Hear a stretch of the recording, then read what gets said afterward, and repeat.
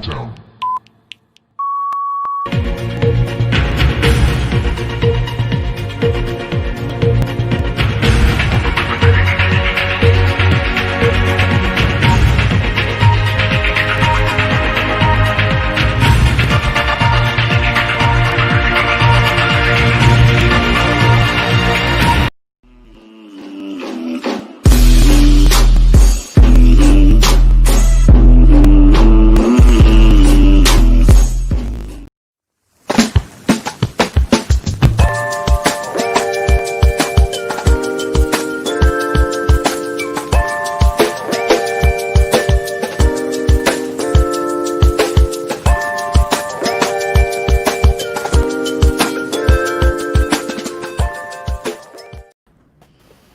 Hello, everyone.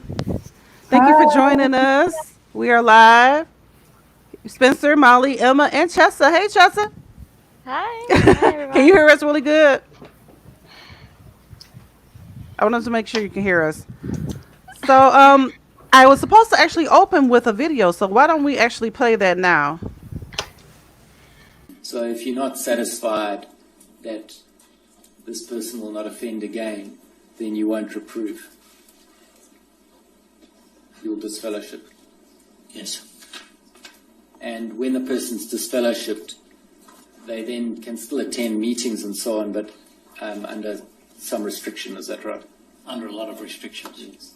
And members of the congregation cannot associate with them socially. Socially or spiritually. Yes. But the person is still otherwise in the world and can associate with people outside of the church. Yes. And you don't take into consideration, do you, how people outside of the church might be kept safe from such a person whom you're not satisfied will not reoffend? If they were outside the church and they were a close friend, I would tell them. Well, and how would you know if they're a close friend and they're outside of the church? Now, if they were a close friend of mine. A close friend of yours? If I was. Yes. If I associated with them. Well, what about people who are not close friends of yours, others than outside of the church? You don't take any steps, do you, to protect them from this potential reoffending?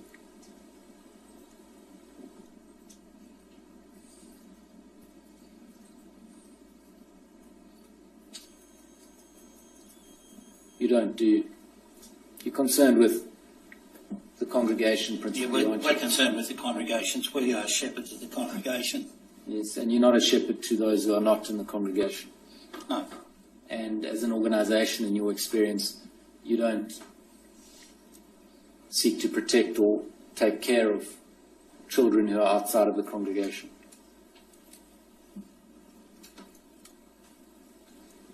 That's a broad statement.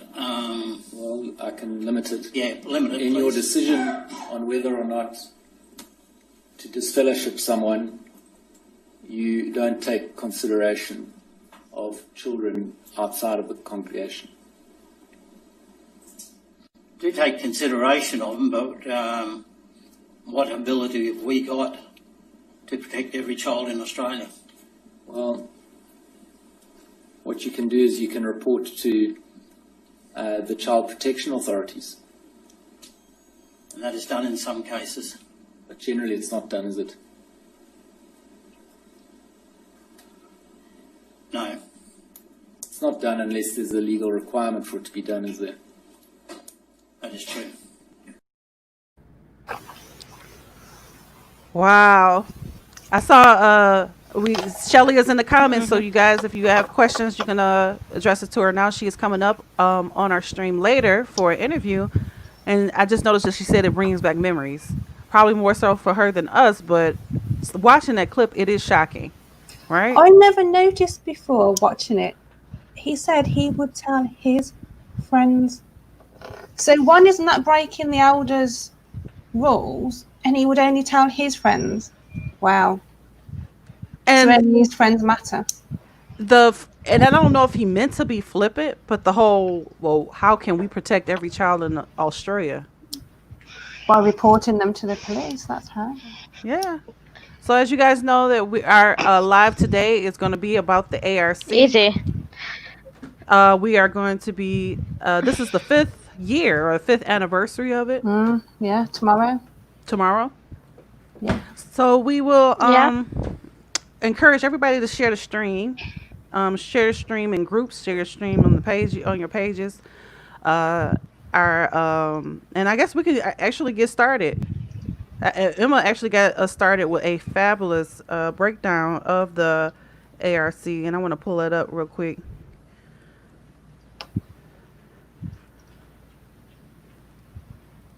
Do you guys see that? Now I'm looking at the comments, and I'm kind of concerned. Some people say that we're echoing. Okay. Is it just one particular I person don't- or the whole? Actually, let me actually look in the comments, guys. If you are in the comments and you can't hear, Nigel says our sound is good. Okay. Okay, then there is someone else that says that it is echoing. Is it just one person that's echoing or us as a whole? I will. When I get a chance to check, I'm gonna actually check. So, but if you can't hear us, let us know in the comments. So I guess we'll begin with. I can check Spence if you want to. Sure. So we can Do begin you want with me to? our. Okay. Yep. To see if we're echoing. Sorry, we had a sound check before we came on, people. Sometimes it it- works great in sound check and then it doesn't when we go live. Right. As the joys of live streaming, we don't have the ability to cut and chop our videos. Everything is live. Everything you see is live. So, Emma, why don't you tell us a little bit about this screenshot that we're seeing here? Because people think, number one, on that clip, that was a Jehovah's Witness on the stand.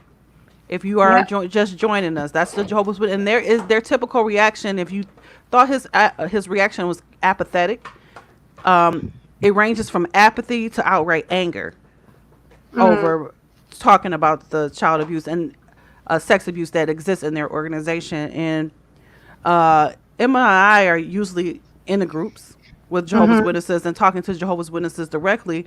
And you actually have done a couple reaction videos with Jehovah's Witnesses, and you usually post this on Twitter too, to let people know how outrageous they have responded to the Royal Commission. And this is a good one of the many examples that we have, right?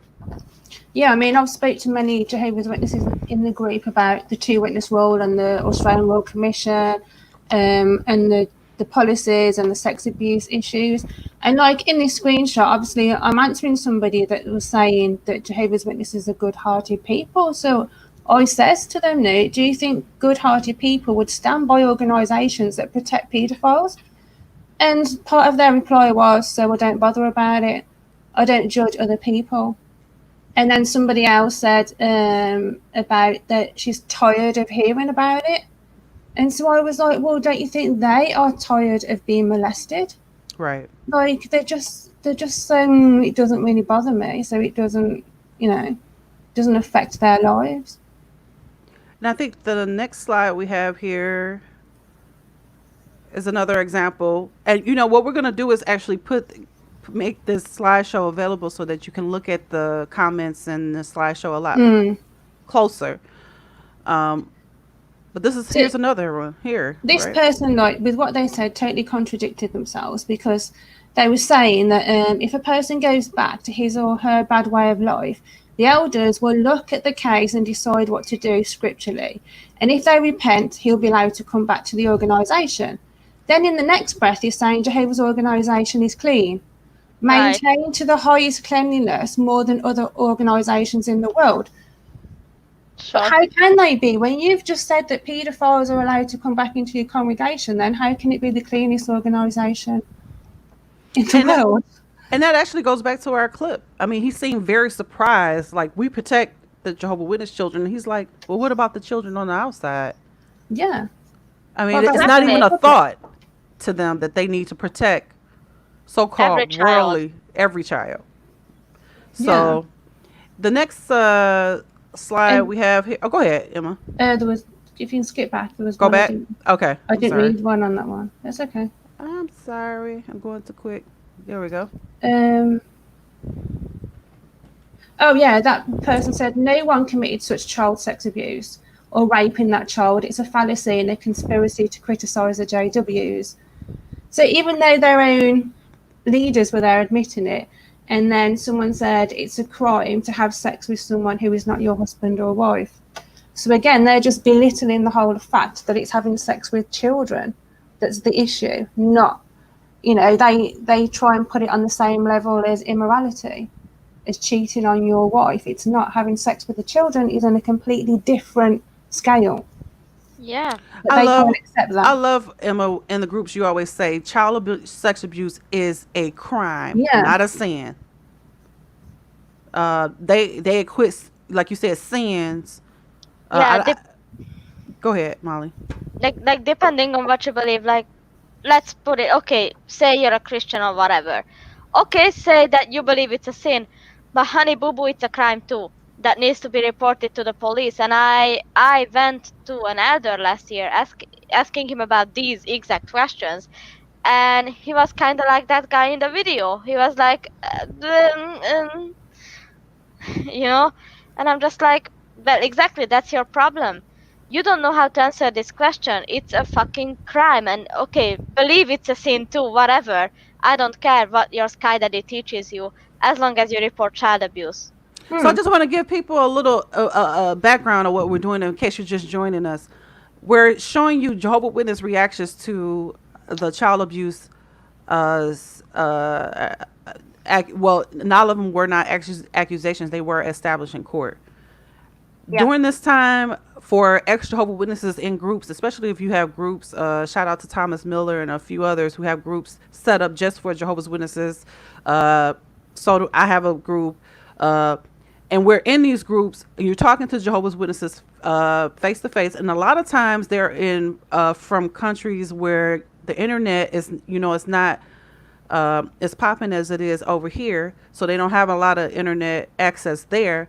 So when you try to present them with news articles, when you try to present them with other videos, they claim everything was fake news. And then the tone kind of shifted once the Watchtower came out. Just a little bit like, oh, okay, well, we have it, but it's not as bad. But for a year or even more, hold on, Molly. For a year or over more in these groups, you'll see even in this shot here, Emma, that they would get so combative and get upset that they would come out of their own Jehovah's Witness. They cuss you out, call you names. Go ahead, Emma, here.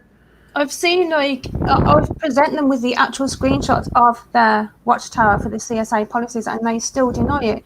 And this person here, it's quite shocking that Jehovah's Witness said to me, "Girl, you've been having too much anal sex. The shit went up to your brain. You need to clean up now, seriously." Because I showed her their own article on CSA. And then, on the other side, you can see, they're saying, well, if the rapist is repentant, we can let them stay in the congregation, for we are forgiven. And if we say repentant, meaning he will never do it again. It's easy just to say, oh, I'm sorry. That does not mean you're not going to do it again at all. And anybody that knows or has been a victim of child sex abuse, that the offender almost always offends again. And a lot of people say that child molesters or they can't be rehabilitated, just simply can't. So it's almost like the Jehovah's Witnesses are in a bubble. I know these Jehovah's Witnesses, these reactions, and if some of the Jehovah's Witnesses are watching, these are your people saying these things, and Jehovah's Witnesses are totally different in the groups than they are at your door. That's for sure. I posted on my page I started, where I publish victim stories, I started doing some photo albums with people that are on the sex offender registers and the details. And most of those, it shocked me, have 3 to 8 victims. Very few of them have 1 or 2 victims. They have a list of victims. Yes. Exactly. But what's crazy about this is that even now that they acknowledge that they have an issue, they will still say that they are handling it the best. that they rehabilitate these people, that they can fix these people, and that they consider the child first, but they don't, and it shows Chessa, by you their want to say attitude. something about rehabilitation?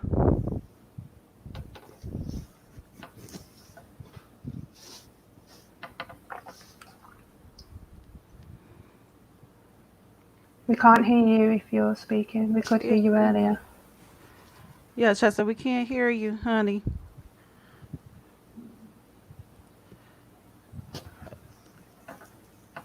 Okay, Chessa will be back. Chessa, hold that thought. We'll come back to you about rehabilitation and child molestation. Go ahead with this particular screen, Emma.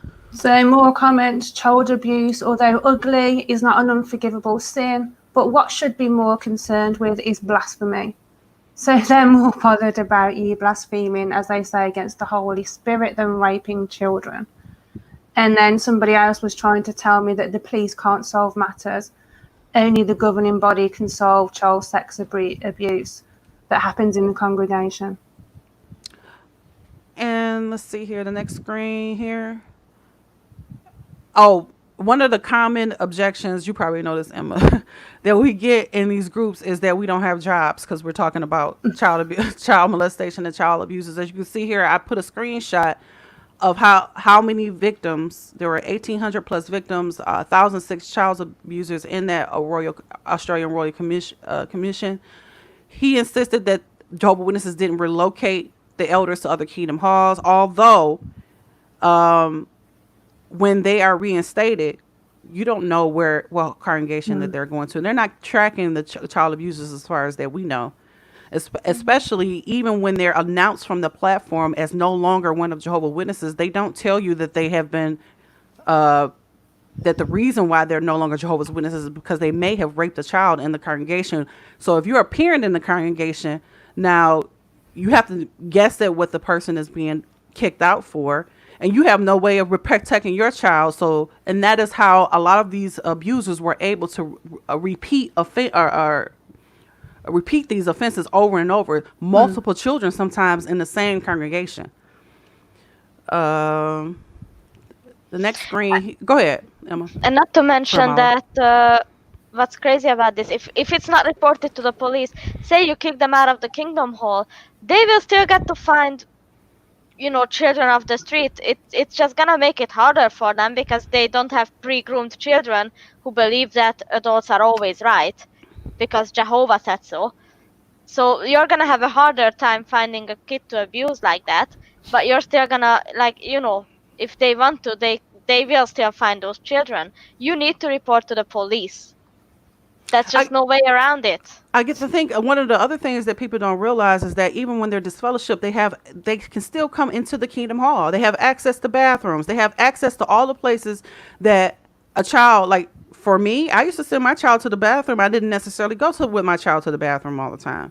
Right. So even when they're disfellowshipped, if you can see here, I have an image that I was posting repeatedly, like almost every day, of all of the pedophiles that were in the Jehovah's Witness order, pictures of them, to try to shock them, to say, hey, look, we have what they would call demons in their midst.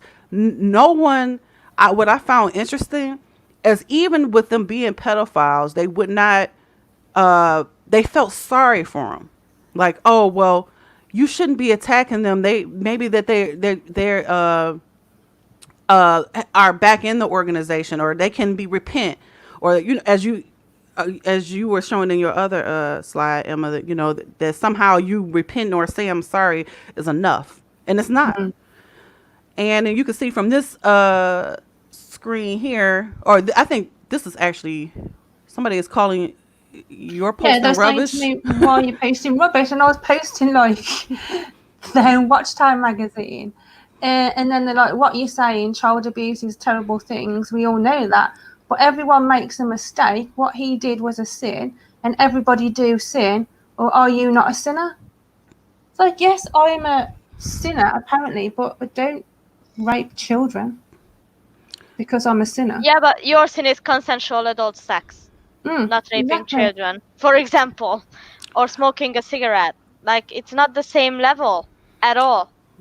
There is also a ex-Jehovah Witness that actually has a map for abusers. I don't know if you've seen it, Emma, where you can actually put in your zip code to see whether or not there are Jehovah Witness child molesters around you. So, Well, I didn't Go on. include it in this, but when I started researching all the sex offenders, there is 4 registered in my area that would have been at my local assemblies. Wow. Now, nobody told us about those. And these are like big time children rapists, and they are on the register, and I wouldn't have known unless I'd have looked them up. Wow. a lot of times you get confronted with you're an apostate. You need to go back to the meetings. I was asked when I went out last Not- year, are you an apostate? Asking these questions. And as you can see from a lot of these screens, they automatically assume, and it's kind of that when you bring an awareness to the child sex abuse in their organization, that you are an apostate, because they are told that they are apostate lies. I have a clip. We have a clip, but we're not going to play it.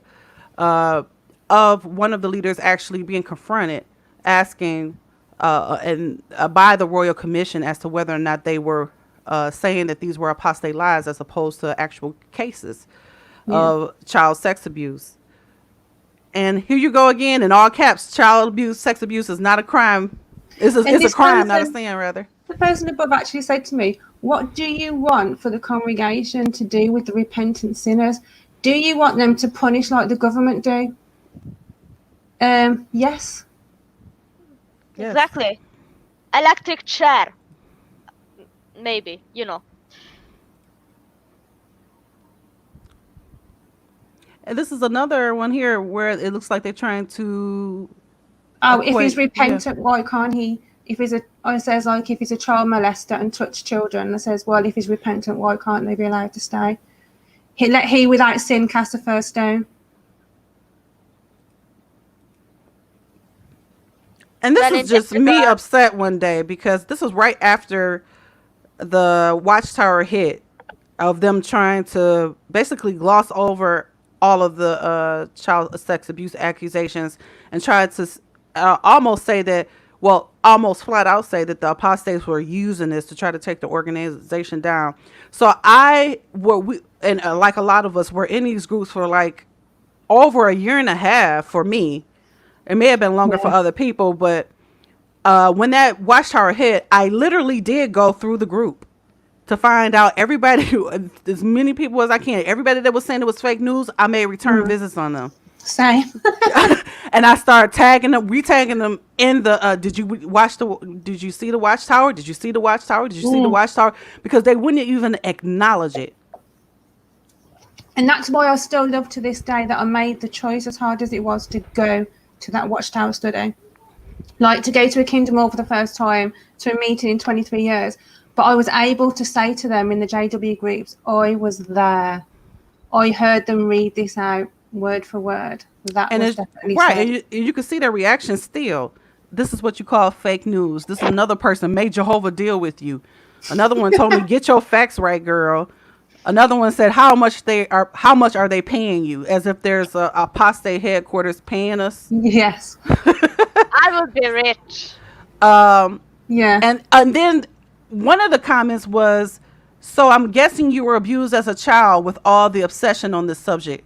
I thought that was the most disgusting type of comment, because even if I was, I could be very well a Jehovah's Witness in the congregation hurt, and they just don't care. They only care about what the organization looks like and upholding whatever reputation they think that they have. You would be surprised that even in my group, there are a lot of non-Jehovah's Witnesses who join that group to just learn more about Jehovah's Witnesses, and Jehovah's Witnesses attack them because they automatically assume that because they bring up child abuse, because they've seen it in the group by other ex-Jehovah's Witnesses who bring awareness, they automatically assume that they were Jehovah's Witnesses before.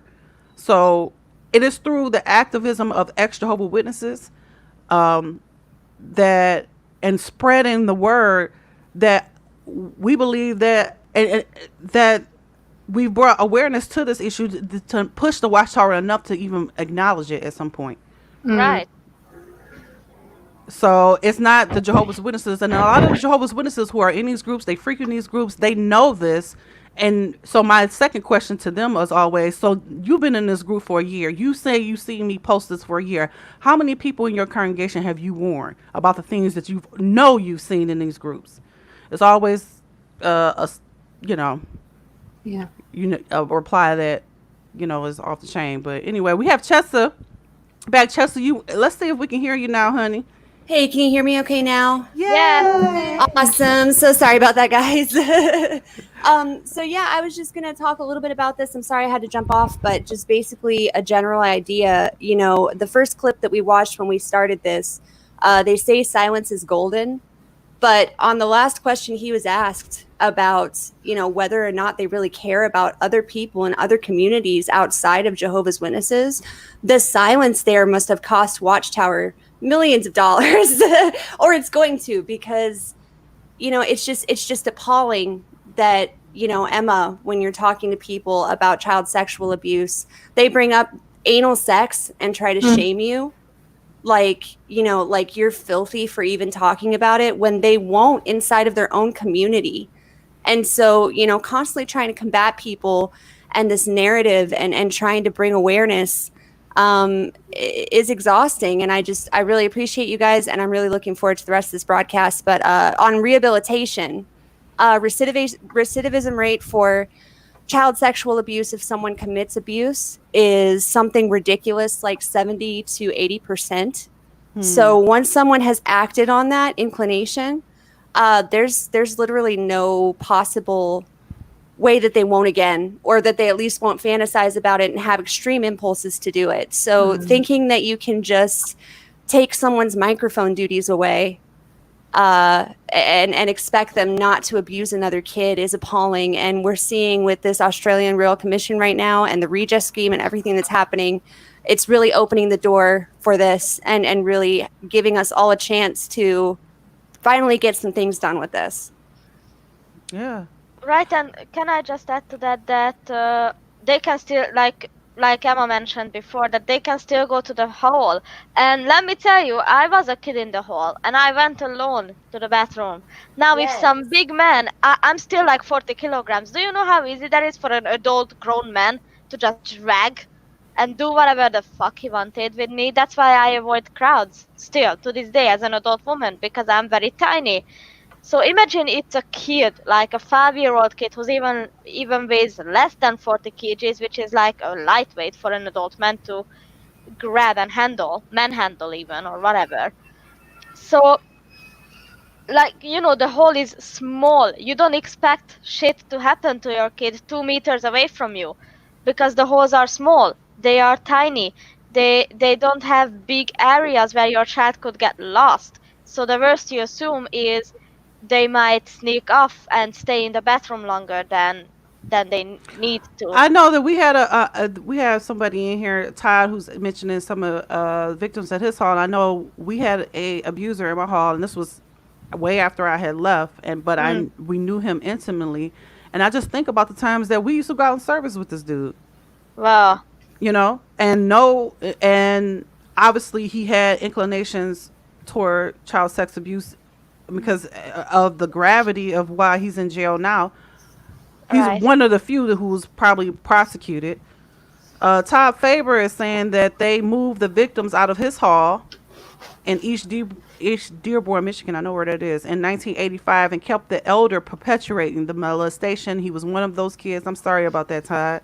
Wow. 2 suicides from that hall alone. I was nearly 3. Wow. We are going to go ahead and go into case study 29 and talk about the Royal Commission. You want to lead us off, Emma? Okay, so those that aren't aware, I've put some slides so we can do just a rundown of what the Royal Commission was. The Royal Commission held a public hearing in Sydney from Monday the 27th of July to Wednesday the 5th of August. And it was a public hearing that inquired into the Jehovah's Witnesses and the Watchtower Bible and Tract Society in Australia. Okay, and the next slide.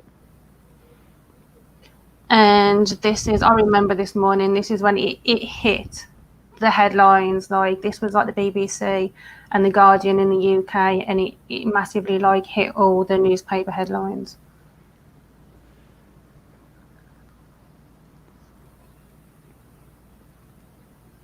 So the purpose of the commission was to inquire into the experience of survivors of child sex abuse within the Jehovah's Witnesses, the response of the Jehovah's Witnesses, the systems, policies and procedures that they had in place for raising and responding to allegations or concerns, and also the systems, policies and procedures they had in place to prevent child sex abuse happening within Jehovah's Witnesses.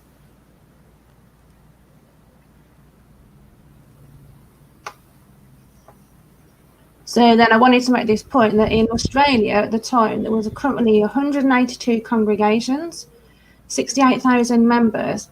Now, if you compare that to the fact that they had 1,006 abusers in 821 congregations, that's more than one per congregation. Which lets you know that because of the gravity or the amount of abusers that they have, there is no way that there are Jehovah's Witnesses who get upset with us have not either heard about child sex abuse or have encountered it themselves. Right. And I need to say, also, sorry as well, alleged abusers. Alleged, right. They wasn't all reported to the police, so they haven't all been proven, so they are alleged abusers. right, and then add in the number that many abuse victims will not speak about their situation. So, like, imagine the fact that these were about 2,000 victims who spoke, even if not to the police, at least to the ARC, and then imagine all those who did not speak to anyone about it. Yeah, exactly. So that will be at least like 3,000 to 4,000, I would suppose. Easy.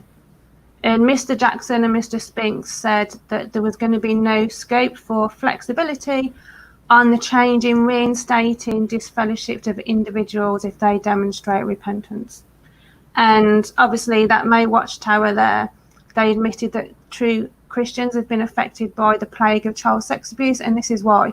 Because if they're not going to change the fact that they reinstate people for saying sorry, then they're just going to keep being full of paedophiles. And right, that goes back to what Chester was saying earlier. Taking a microphone away, sitting a person down for a year, and then allowing them back into the Kingdom Hall is not rehabilitating. You're not requiring that the person get any type of help. You're not reporting them to the police. There are some Jehovah's Witnesses who are adamant that they report child sex abuse, and that's not.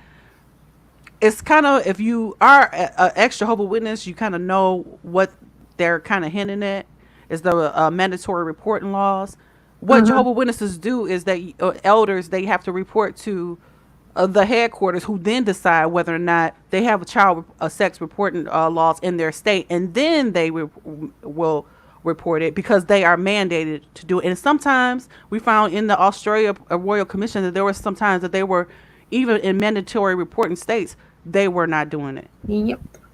Chester, did you have something? Montana as well, I think, was mandatory, but they didn't. I was just going to say, I can't remember if it was this report or another report where it was said that over 90% of cases are also incestual or incest related. So, it breeds in the family, and that's not something just related to Jehovah's Witnesses. That's something that stems outside of Jehovah's Witnesses. Obviously, child sexual abuse is a plague around the world, but it's how these organizations handle this abuse. And, it may start out incestually, and because there's not two witnesses, nothing happens. And then it can branch outside of that to other children outside of the congregation, outside of that area. And if someone has a violent proclivity for that, which is what rape is violence.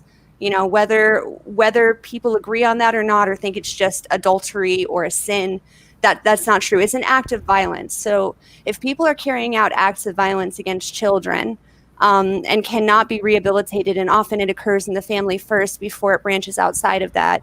If the elders and the organization know, and they keep such deep records on individuals, I think Trey Bundy and the witnesses, he showed like an actual form that is similar to the forms that elders fill out and send into Bethel in those blue envelopes. Those forms are extensive. It's not like they don't understand the violence that is occurring. So for them to keep this quiet and only report to the legal department, there's no child safety bureau in the witnesses. There's no like actual situation set up for this is outside of legal. They are more concerned about legalities and protecting their own asses than protecting children.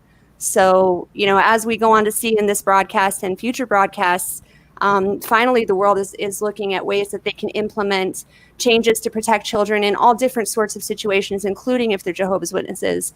But changing legislation is really going to be the only way to force Watchtower to address this at all, because until we change legislation to the point of where they can't call legal, they have to call police first. They have to call some sort of authority to let them know what's happened in the congregation.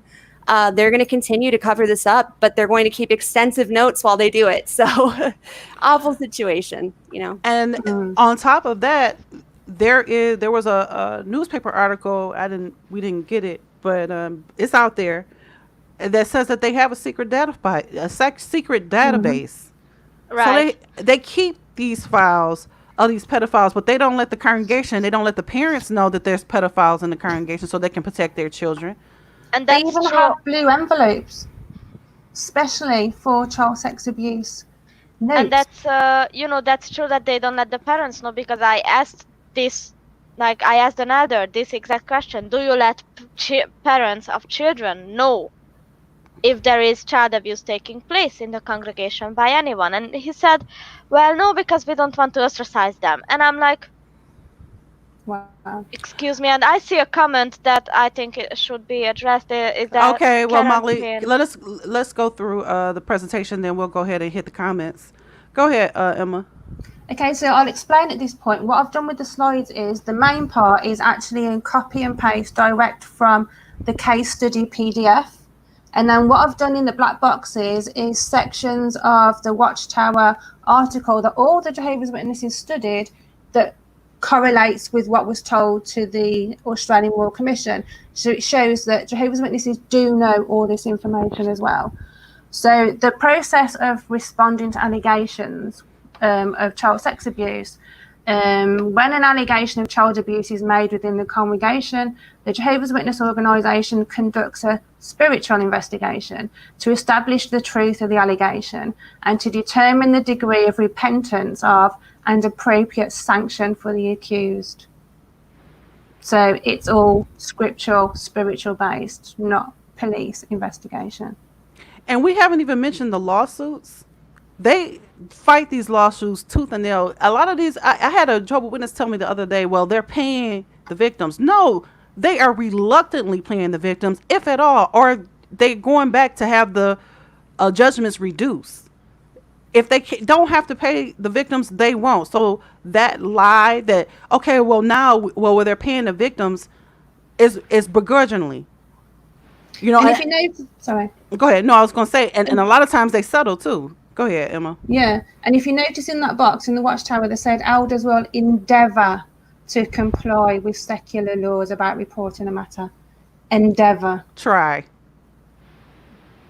Well, as Yoda says, no try is only do, right? Here we go. So yeah, this was how they advised to report to the elders, and then just to trust in Jehovah, basically, that it will be resolved. And this is where the elders are instructed to contact the branch office, as we said. No mention of them conducting the police. And going back to that point where it said Australia considers itself bound by mandatory reporting legislation in Victoria, South Australia and Northern Territory. So some of those places they obviously didn't report. And in the box is proof of like elders' letters where they're sent out to tell them to report to the branch.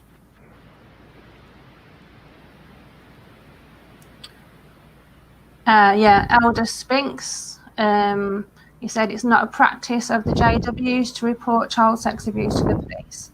So he admitted it. Which is a chilling omission. You know, it's not your practice to report child sex abuse. You want to, ask the Jehovah Witness organization, what do you gain by not doing it? You're getting sued. You're in the courts. Why not just report it to the police? Because They it's some, lose members, but why is yeah, that so important to them? right. Numbers, They lose donations. Why is it important? The amount of numbers. Well, they losing members anyway because a lot of people have walked away. I know the ARC Mm. and child sex abuse cases woke me up. Was one of the Mhm. instrumental things that woke me up, and a lot of people.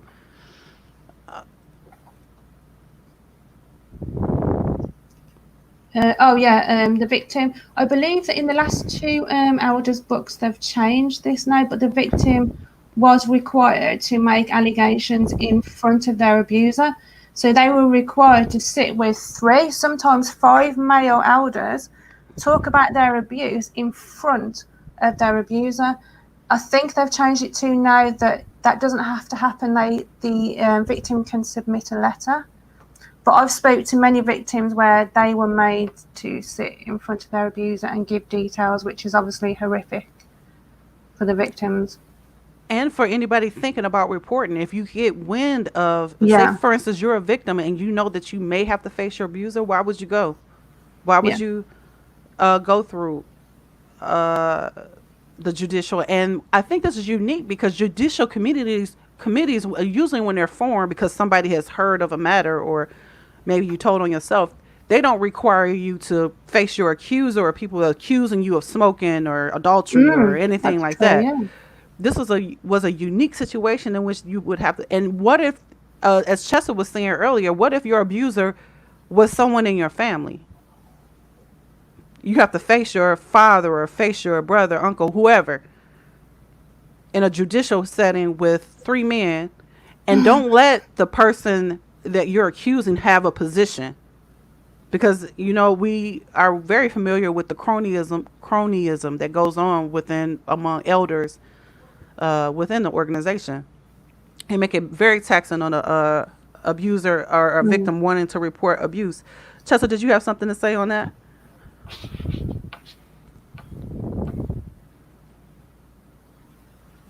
If you're talking, Chester, we can't hear you.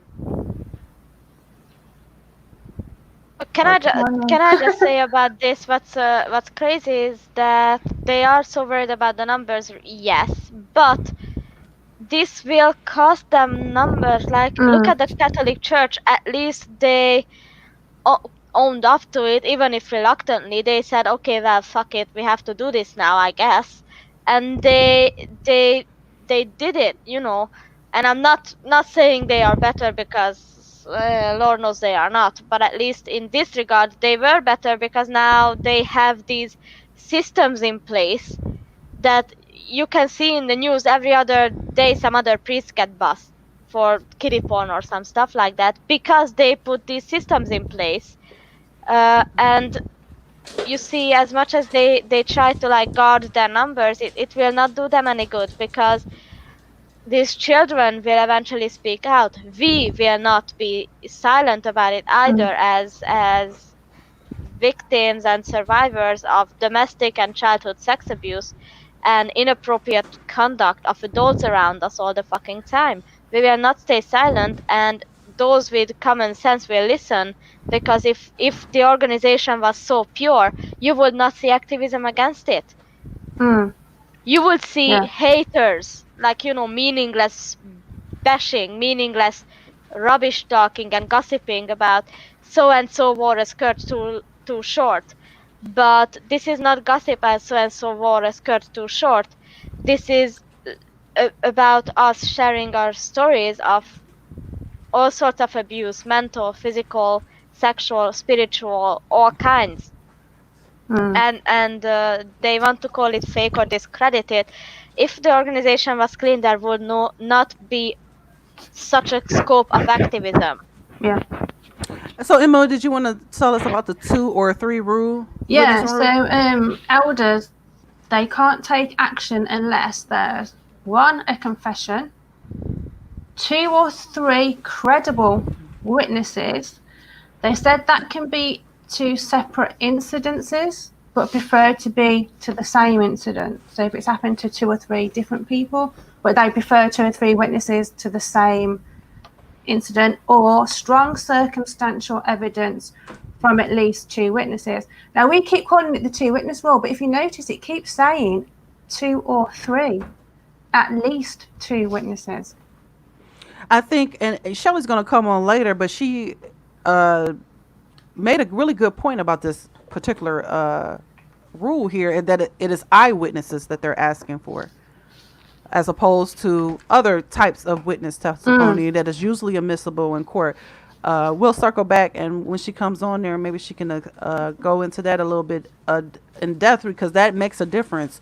Yeah. There are not going to be an eyewitness. An abuser, a raper is not going to rape somebody in front of somebody that can actually see them rape somebody. That's just not going to happen. Any sort of abuse and criminal activity will not happen in front of 2 or 3 people. I can tell you that as someone who was abused all her childhood, it never happened when people could fucking see it. Or if someone saw it, it was my sister, who was not afraid to report. So obviously, if she called the police, what would happen? Nothing. It's a child. She would not have been taken seriously. I would not have been taken seriously. And they are asking for more evidence than the motherfucking police at this point. Speaking of evidence, go ahead. Yeah, if there's not enough evidence from their scriptural or spiritual investigation, then it's left basically in Jehovah's hands. No mention of being left in the police hands, and in Jehovah's hands, and that means basically they ain't going to do fuck all. So it doesn't even get to a point where that person may be disciplined in the religion. Nothing happens. Because Jehovah saved so many children. Huh. I want to see some proof on that, Jehovah's Witnesses. Bring it on, mate. So if they don't have that, then they don't go to a judicial committee. And the judicial committee is where the elders will assess the degree of repentance. And this bit got me. Provide assistance to the perpetrator. Wow. And to determine an appropriate scriptural sanction. And they basically said in that Watchtower that the primary task of the elders is to rehabilitate and restore the wrongdoer, regardless of the gravity of the wrongdoing. Why do they want to recover child rapists so bad? Is this the soul that your clean, Puritan, perfect God, man, whatever Jehovah wants? Child molesters? That Watchtower article blatantly states the elders primarily concerned with maintaining the sanctity of God's name. Not concerned with the child abuse victim, concerned with God's name. That's the key right there, because you would think that the providing assistance would be for the victim. Well, be for the victim and not for the perpetrator. That's probably why they're having issues with the redress scheme.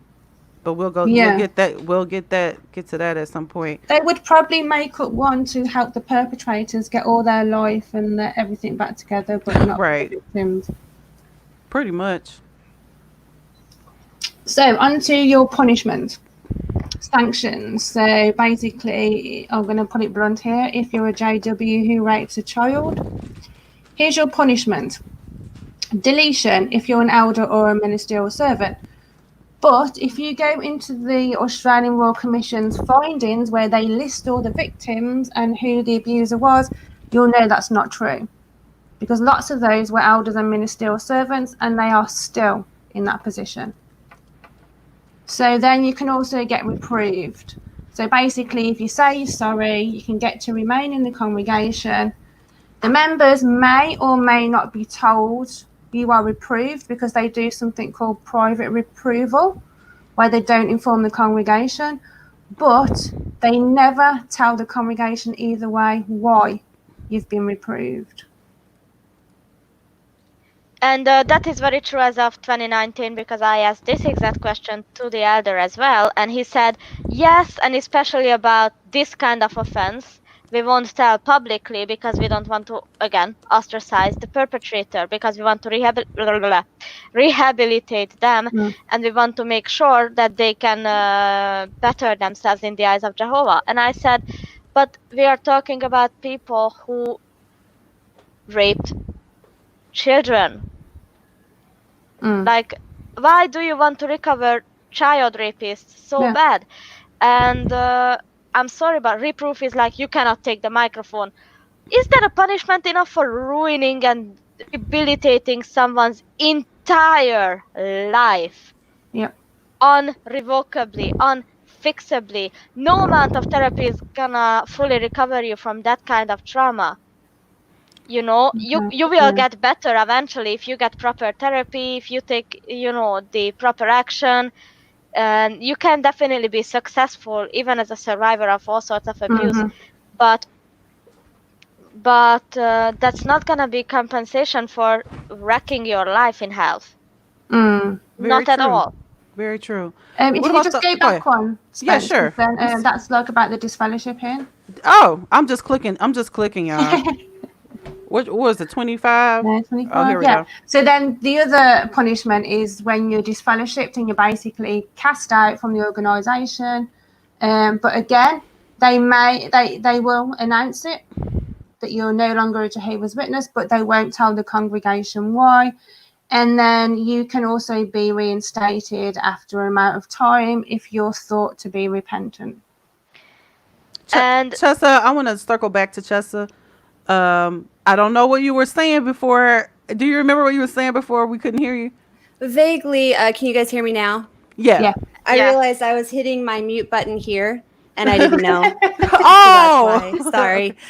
So yeah, I was gonna say, you know, I remember a situation in my congregation when I was a teenager, and there was this guy who had married a woman who had 3 teenage daughters, and then one of the three daughters came out and said that he was sexually abusing her. And so they went through the, you know, entire thing. And this one girl, she was like 16, ended up running away and going to a different congregation and like really messing up, getting disfellowshipped. And everybody thought she was just being uphill, you know, because that's what you think when you're Jehovah's Witness, I guess. And then I guess like 10 years later, the other 2 daughters decided to come on and go to the elders and report him as well. Like he had been abusing all of them at the same time. But back then, she was the only one who could speak up. And I just remember all she went through, having to run away from home, being shamed, being shunned, and, you know, not being believed. And this guy stayed with that woman he was married to for another several years before he went out on her. And that's why they got divorced. But it had nothing to do with the fact that he was raping her daughters. You know, it's just it's such a culturally insane situation. And by allowing people to repent and get, you know, a Monopoly you can pass go and collect $200 card, that's, you know, there's no Monopoly jail card. You can't say, oh, you're jailed for 20 minutes. This is something that needs to be addressed responsibly. And they've just been so irresponsible. It's disgusting. I just want to Yes, say to they have. everybody in the comments that we thank you for commenting. We're going to get to your comments on Facebook and YouTube, but I just want to bring up Nigel's right now only because it's going to cover you a little bit, Chessa. I hope you can read it. But he said, isn't there an emphasis on JW abuse victim to forgive his or her JW abuser? There Did you want is. to comment on that, Chessa? So one of the parts of my story that people paid attention to in the article that was published in the Philadelphia Inquirer, I was raped when I was 5 years old by an elder son. And so it went all the way up to the DA's office, as far as I know, or something to that effect. I'm still learning more about it. As far as how is it handled, I was 5, so I didn't really understand at the time. But I remember a couple weeks went by, I think, and we went over to their family's house. And maid suggested to hug him at 5 years old. So I hugged the person who raped me. And Wow. my parents felt like they had to, you know, as well, forgive this person. And it became such a toxic environment for our family because from then on, you know, that poison stuck with us. What that young man did to me as a 5-year-old stuck with our family up until today. But we were made to kind of, you know, smooth things over. This is Jehovah's organization. I'm sure he's sorry. It won't happen again. And the families in that congregation weren't even notified. So, you know, it is a problem. It's definitely a problem. And you are encouraged to forgive your abuser, or at least find the humanity in them. when they've hurt you so badly. So especially for people who are hurting kids, that's just it's insulting to say the least. That's a good point, because not only, I think we were talking up to this point that the congregation collectively is expected to forgive the abuser.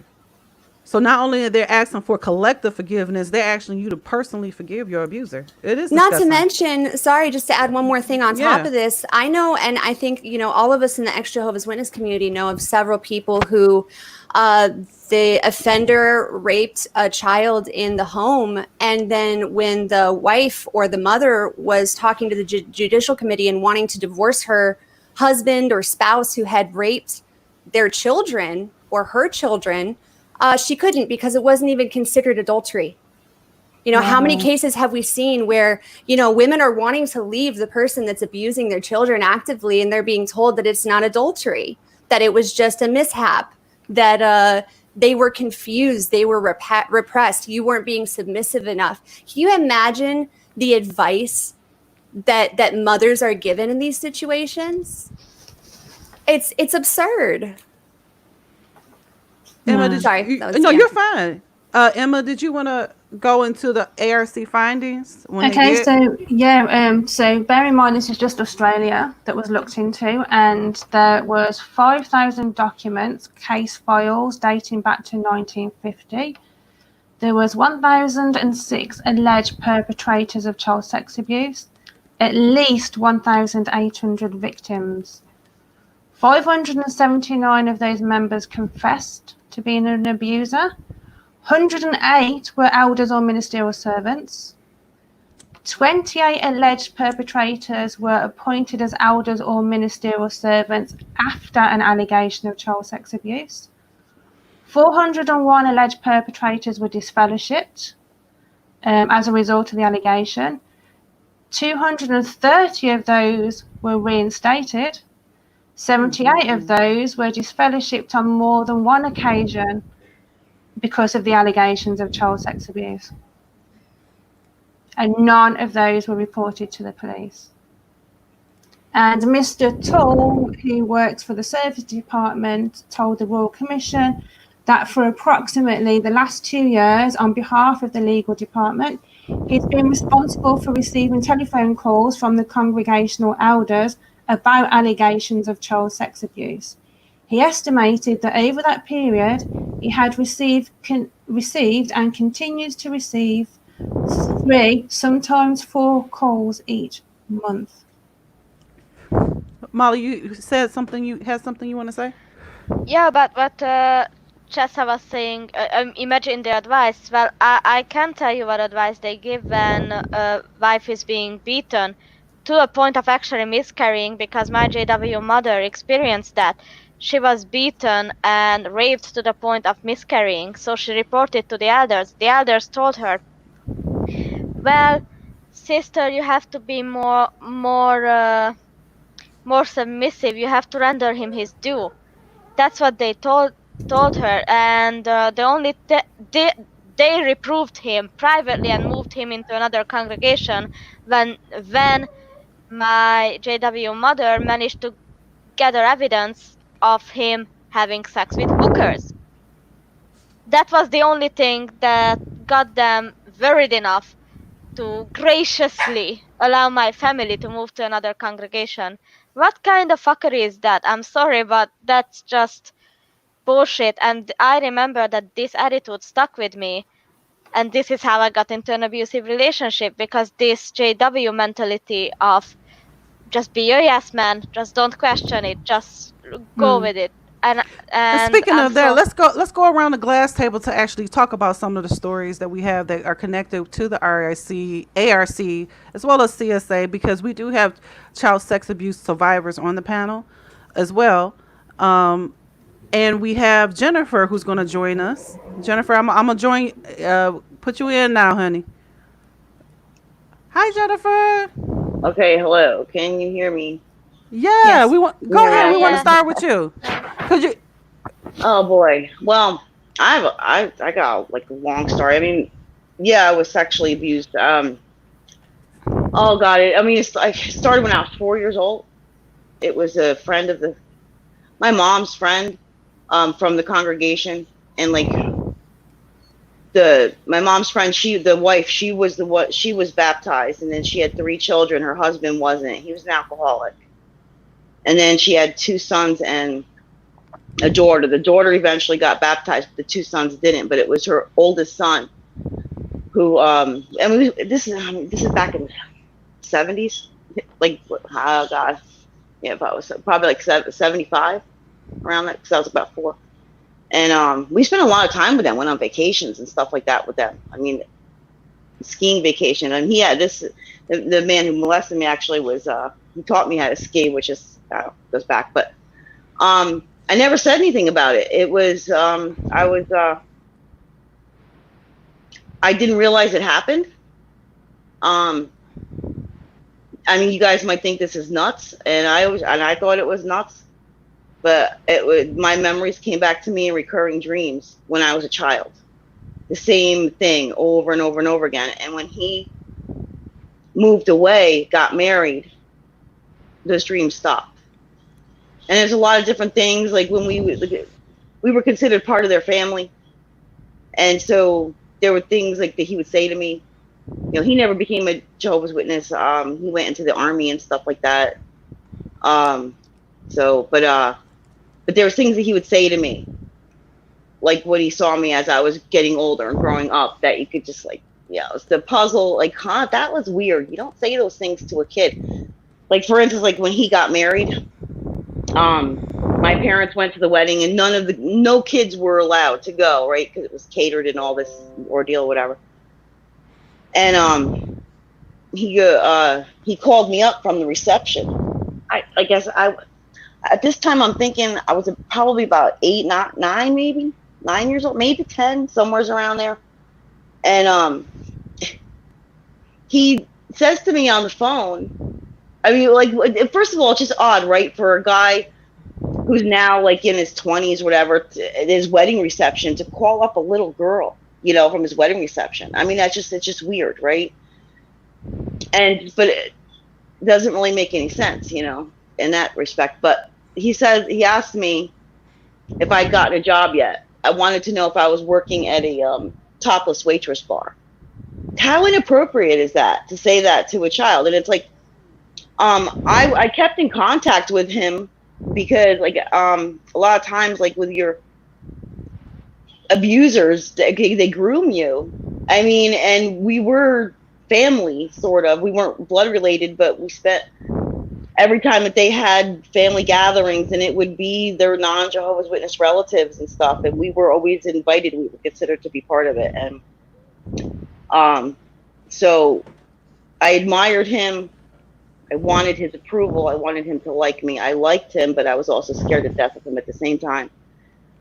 And when he was in the army and married, and I think remember him being in Vietnam, I'd write him, like we were like pen pals or whatever. And he sent me a birth announcement for his first child. And I wish I still have it. I wish I kept it, because I would have proof of what he said to me. And I will never forget. And I never told my mom, because it was like something, like those dreams, like I just dismissed it. It's a dream, and they stopped. But then these different things that he would say, I'm like kind of taken back. Like, why would he say that to me? But anyway, he said that in this letter with his birth announcement of his daughter, that when his wife got old and wrinkly, at that time I'll be 18 years old, and that he'll marry me. Why would you say that to look? You know, it's like old. Until when I look back on all these things, it was like, oh my God, you know, all these puzzles fit. And then, like, I always dismissed those dreams.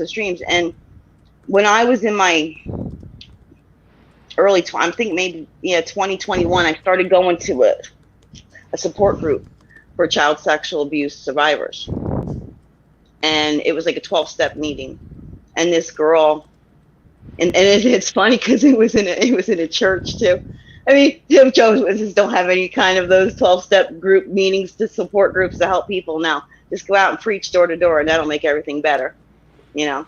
But So I go to, not to say that churches are any better, but it's just that they had, at least they had that program. And I went, and I'd gone for a while, and this girl stood up and she said that, was talking about dreams and how her abuse would, even to that day. I mean, this is many years. I mean, so 20 years ago that I was going to these things, the group, and she stood up and she said that her memories were coming back to her in dreams. Like you repress it and it comes back to you, and it's like. And I remember getting in the car because I didn't have my driver's license. I had to drive myself there. My mom would drive me, and then she would sit outside and wait for me, for the hour, and then I come out, and she said, and I told her, I said, I know what happened to me. But it goes, there's another story. I mean, for all my life since I can remember, I had this, they called it a phobia. Now I know better that it was complex post-traumatic stress is what was being triggered. When it comes to medical stuff, when it comes to going to the doctor, any kind of medical procedure, I'd get this intense rage inside of me. I could not go through it. I couldn't do it. I hated anyone in the medical field, like so much so. And it sounds nuts, and but I would get so angry that I really wish these people harm, and I didn't even know them, and it really affected my life big time. Jennifer, how have you been able to move through it now? I mean, this is going back. I mean, it took me many years, lots of therapy, and therapy. That's a good one. But you know what it is? It's the realization. See, this is the thing. You can't fix what's wrong until you go back to where you were harmed, and you gotta fix that and heal that first. And I didn't know all my life. I mean, 20-something years of my life, I had no idea where this was coming from. I thought I was broken. There was something wrong with me. What's wrong with me to have this fear? It's not right. And then it's just like a huge long thing, because now I get. Oh God! Now it affected me with my child, my firstborn, giving birth to her and stuff like that. And that's a whole nother story with the Jehovah's Witnesses. That was a nightmare. But I had a really hard time with that, though. But anyway, all this time I'm thinking I'm broken. I mean, I've attempted suicide a few times over it, because I was just like, I'm so sorry. I think when I think back, like I start getting choked up, because when I think back of how desperate I felt back then, it was horrible.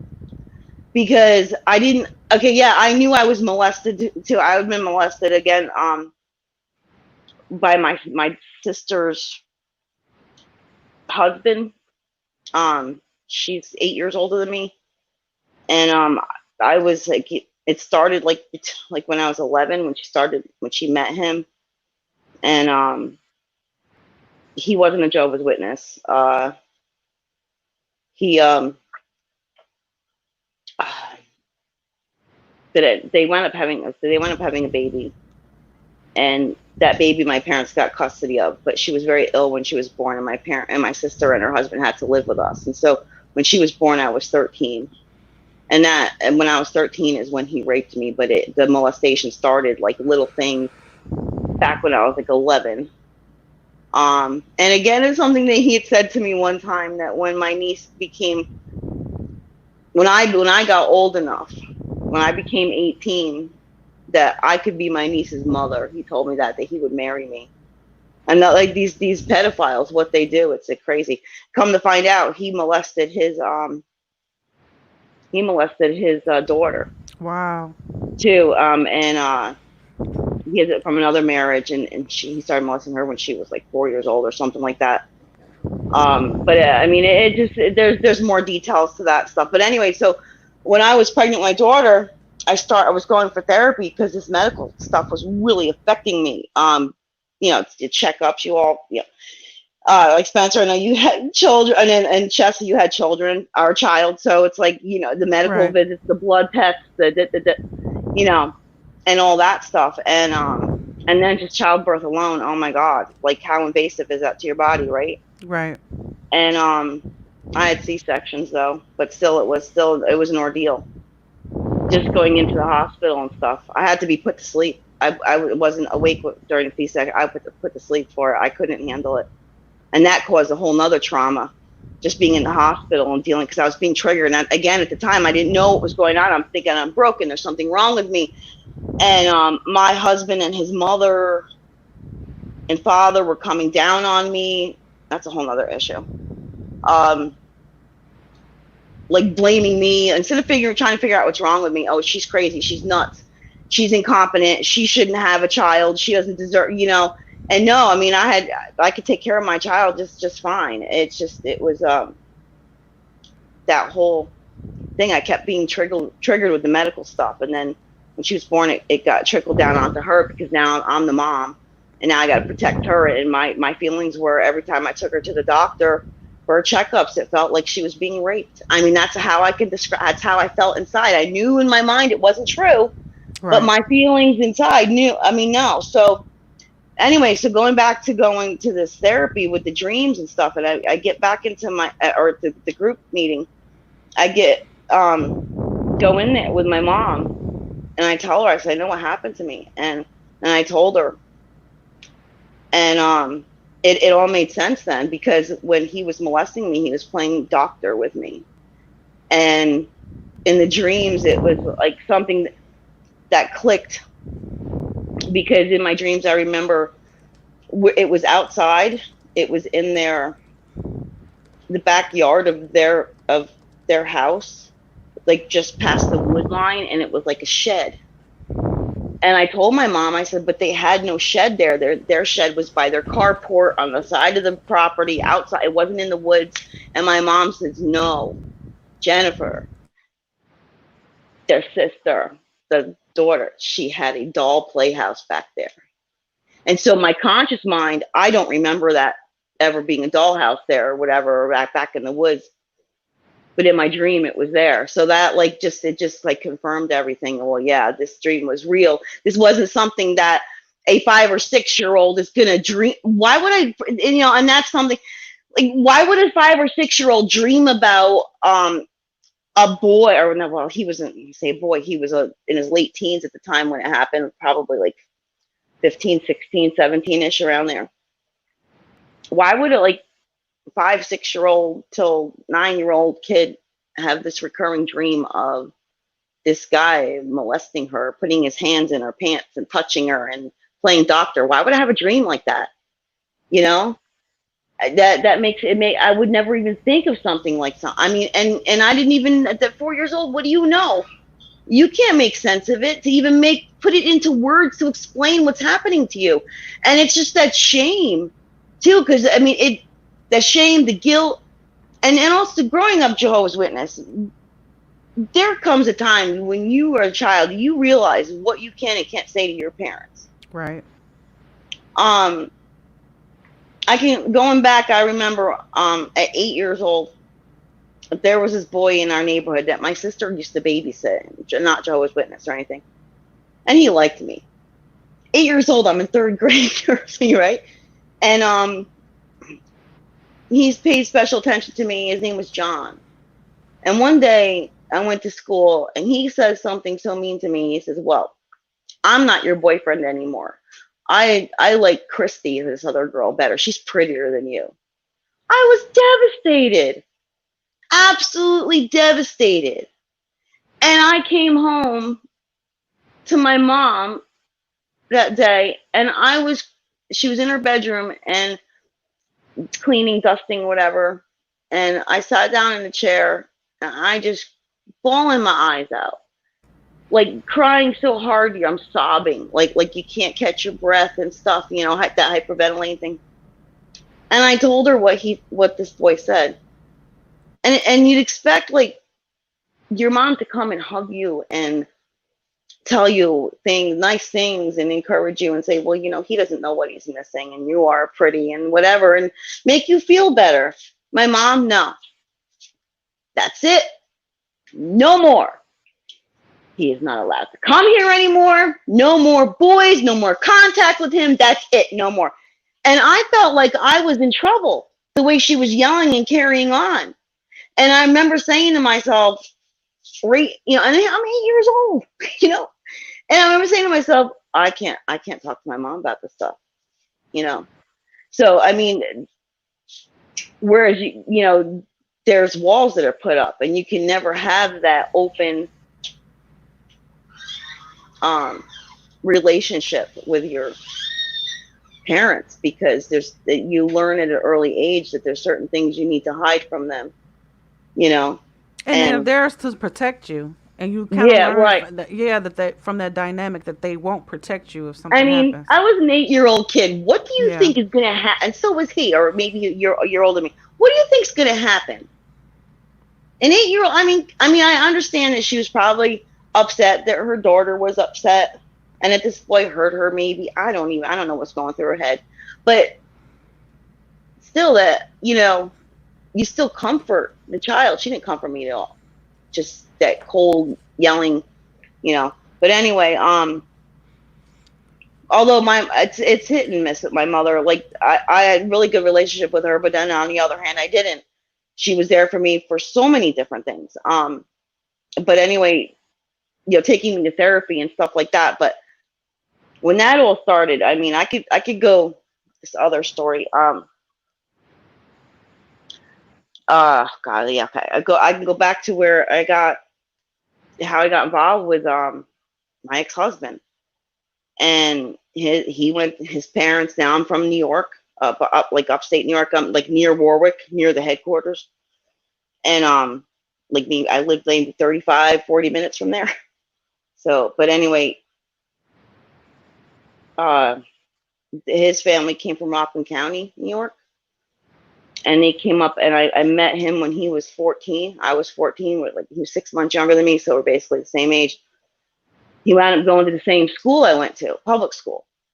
And they only lived a mile from us. And there was a family of 7 kids, and it was 2 girls, 5 boys. He was the second oldest and the oldest was a girl, sister.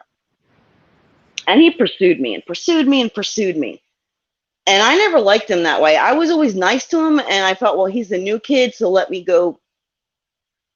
I'll be nice to him, go talk to him when we're at school and whatever. And but I didn't like him in the boyfriend way. I wasn't interested in him in that way. And he just kept pursuing me and pursuing me. And now, you know, when you're growing up, you're a Jehovah's Witness, you're not allowed to have friends. You can't, you know. Oh God, I couldn't even, like, you can't have friends outside of the Watchtower. You can't do anything with them, hang out anywhere with anyone, worldly kids, you know. So I basically really didn't have any friends. I had one girlfriend, who I still stay in touch with and we've known each other since we were like a year old. But she lived like 45 minutes from me. And back then you had long distance phone calls. I mean, you could live half a mile from someone and you get long distance charges, you know. We didn't have cell phones and stuff like that. So I couldn't even call her because my dad would flip out, you know, with the charges. So there were times I'd have kids from school might call me. You weren't allowed to answer the phone in the house. God forbid you did that. So my parents would answer it, and my dad are like, Jennifer, who? Who do you want her for? And then I come back to school, and he says, no, she can't talk on the phone. They're like, what do you go around it for? What do you get in trouble for? I didn't get in trouble for anything. You know, and then I had to explain it to them, right? And without hurting their feelings, that I'm not allowed to talk to you, you know? So anyway, so this guy, Joe, my ex-husband, would pursue me. He'd call me. My parents let me talk to him. He's a boy. They let me talk to him. And then when I made it clear that I wasn't, I mean, what he was wanting was a relationship, boyfriend, girlfriend thing. I was not interested. And so I tried to avoid him the best I could. I remember one night he called, and my dad answers, and he tells me to, you know, pick up the phone. And I didn't. Like an hour went by, and I let the phone just dangle there. I never went to the phone. I'm just watching television, whatever. My dad comes back. He says, Jennifer, you didn't pick up that phone yet? I said, no.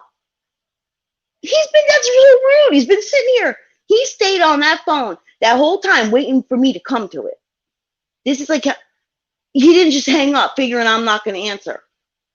Like stupid. I mean, and so my dad basically made me talk to him. And so then I'm talking to him, and I says, and that night I decided, I said, you know what? I'm not allowed to have. So Jennifer, was your husband ex-husband a Jehovah's Witness as well? He never got baptized. His parents were though. Oh, and okay. at this time, I wasn't baptized. Okay. I wasn't baptized either at this time, and so he wound up. I said to myself, you know what? What does it freaking matter? So what? I don't like him. At least I can have someone I can talk to, and I'll have a boyfriend, and maybe I'll learn to like him. Because see, I know it sounds really crazy, but you got it. Like in my mind, I'm already dirty. I'm already stained. I'm a sinner. I'm never going to be saved by Jehovah because I've got these big secrets that I can't tell anybody about. That and at that time, the only secret I knew was my brother-in-law. And I didn't realize at that time back, about being 4 years old, but I could, so I couldn't tell anyone. And even if I did, I'd be blamed for it anyway. I mean, that's just what you just think, the guilty, you think it's all your fault. Right. Jennifer, I just wanted to say too that a lot of the things that you mentioned, and probably the others would probably attest to this on this panel, being afraid to go to doctor's appointments, being afraid of being alone, feeling that you're dirty, feeling that you're unworthy, feeling that your parents won't, who are the adults in the situation there to protect you, that you can't go to them. That is very common for people, child sex abuse survivors. So what would you say to a person watching our stream now, how you got through it, because it's something that you never really get over? A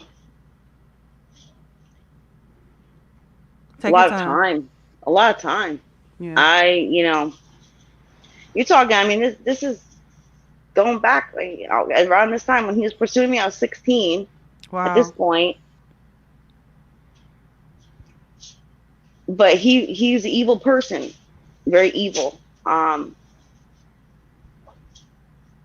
I got on my YouTube channel, I have like a playlist that I tell all about it, but where it's I call it my 4-year nightmare, because it was a nightmare. Oh, I you know what? I would love for you to drop your YouTube channel. I think you were on our program before, but for those who don't know that you have a YouTube channel talking about your background. It's Born in Pixie. Is what Born in called. Pixie. Born in Pixie. Yeah, which the Pixie thing is my mom gave me that name like when I was a kid because I looked like a pixie, and I've got a picture of me when I was 4 years old because I look at that like on my YouTube channel, that the profile picture, because it the innocence, and I was like, I get so the innocence of such a sweet looking little child, and all the pain that my life has been since then. I'm so like, I think I'm getting teared up, but it's like I'm so past it. Don't. I am past it, but it's like let me just say this. Number one, we cry on a glass table. We'll tell you that up front. Secondly, we're actually, some of us are. That's why we're coming off screen. I want you to thank you so much for sharing your story with us today. And thank you for being so open and so transparent. We're going to go to Chessa on a glass table, and you have your own story you want to share, right? Well, a lot of people have heard me talk about my story before, but when we were talking about them calling the legal department and calling Bethel, I just wanted to say something really quickly. My father knew how to handle child sexual abuse cases, and I found this out later, but he actually had worked on some extensively for the society before I was even born. And so because of that, he knew the society's protocol, and he'd also gotten in touch with local police departments when local police departments would investigate child sexual abuse cases that my dad was working on. So he knew to take me to the doctor. He knew to get it verified. He knew to try to get to the person who hurt me and get them to come forward. So he knew all of this. So when he went and he called Bethel himself. He called, I believe, the service desk to tell them what had happened to me. The first brother that he spoke with there said, now Timothy, after he explained everything about his 5-year-old child just being raped, okay? Wow. And it's not like they didn't know who he was. Like, they knew who my dad was. He communicated with them before. The man on the phone said, now Timothy, do you realize how a lot of this is your fault? So imagine being the father of a 5-year-old daughter who had just been abused, and you're trying to do the best that you can to not only protect her, but protect other children.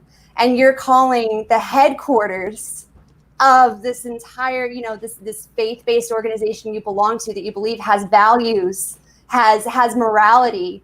And the first person you speak with, who's supposed to be, the service desk is supposed to be mature. They handle a lot of the child sexual, if not all of it, other than the legal department. It's the service desk that gets contacted and has notoriously been contacted for child sexual abuse cases since this all started. So to have someone there tell a father that it's majoritively his fault, right, is absurd. It's absurd. So, we heard from Jennifer, you have lifelong trauma that is systemic, that stems from this. You have repeated patterns of behavior, normalized abusive behavior.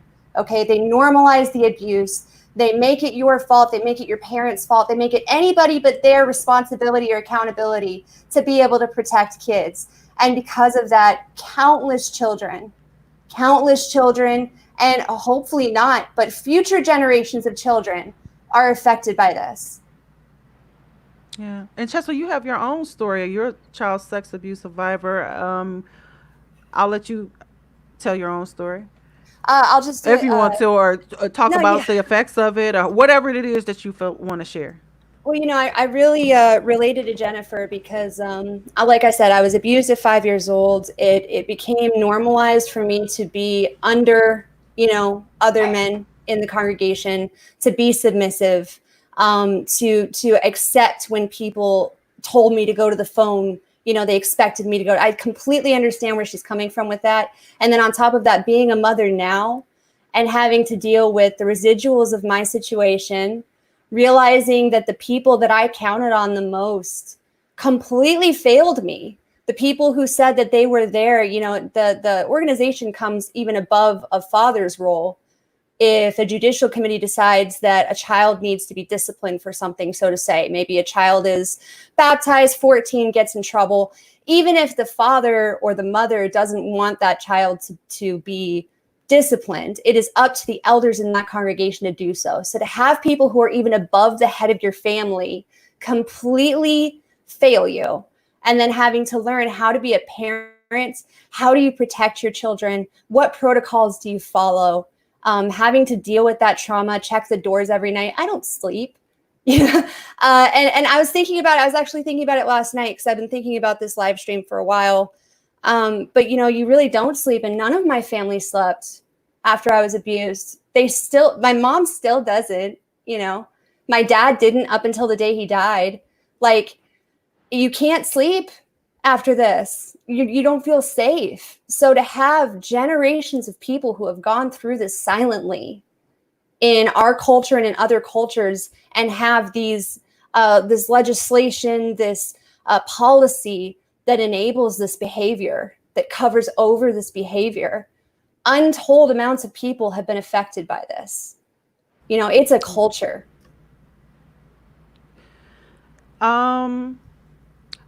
So I didn't actually plan on sharing any of my story, but I just, y'all are so brave. I will say, I'll tell you how it affected me. I'll say that this person was an elder son. I will say that this person was a member of my family. I will say that I was told, well, your uncle just became elder. Are you sure that's what you want to do? I'm not saying not to report it, but if you do this, he'll lose his position. Think about that. And as that, given that as a child, it was like, it was almost like I had to make a decision between, at a very young age, the organization or my family. I had to think about how hard he worked to become an elder, like as if that was something that I should have had as a child. I would say that it was multiple members of my family. Um, I will also say that I identify a lot of the things what Jennifer said because it was so traumatic for me that if I could just keep it real, that I didn't even consummate my marriage until a month and a half after because I was just terrified of uh, any type of sexual contact, anyone touching me or anything like that. And it was very hard for me because I would see my abuser at the assemblies. And I remember asking to go to another assembly. And after even telling my mom why, she insisted that we had to go to this assembly because we were assigned to the assembly. And so even after me deciding not to report the abuse, my family just kept it as a secret. It was just like a secret. Something that it was really hard for me to carry because, you know, I remember being even in the like medical exams was hard for me.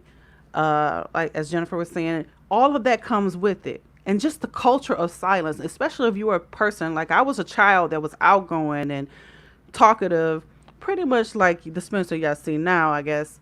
That's because I've come out on the other side of it. But when that happened to me, I shut down. I was a total different person. I was very distrustful of people, very distrustful of men, because it was repeated abuse, not by the same person, but, you know, when I was 5, I was abused by a family member who wasn't a Jehovah's Witness. So my mom, who was also molested when she was younger, I think she just felt like a failure because she thought she did everything she could to shield us from the abuse. And I just think when I was telling her about it, she just couldn't handle it. It wasn't registering. I think she felt for me, but at the same time, she had just joined this new religion. And she just was torn.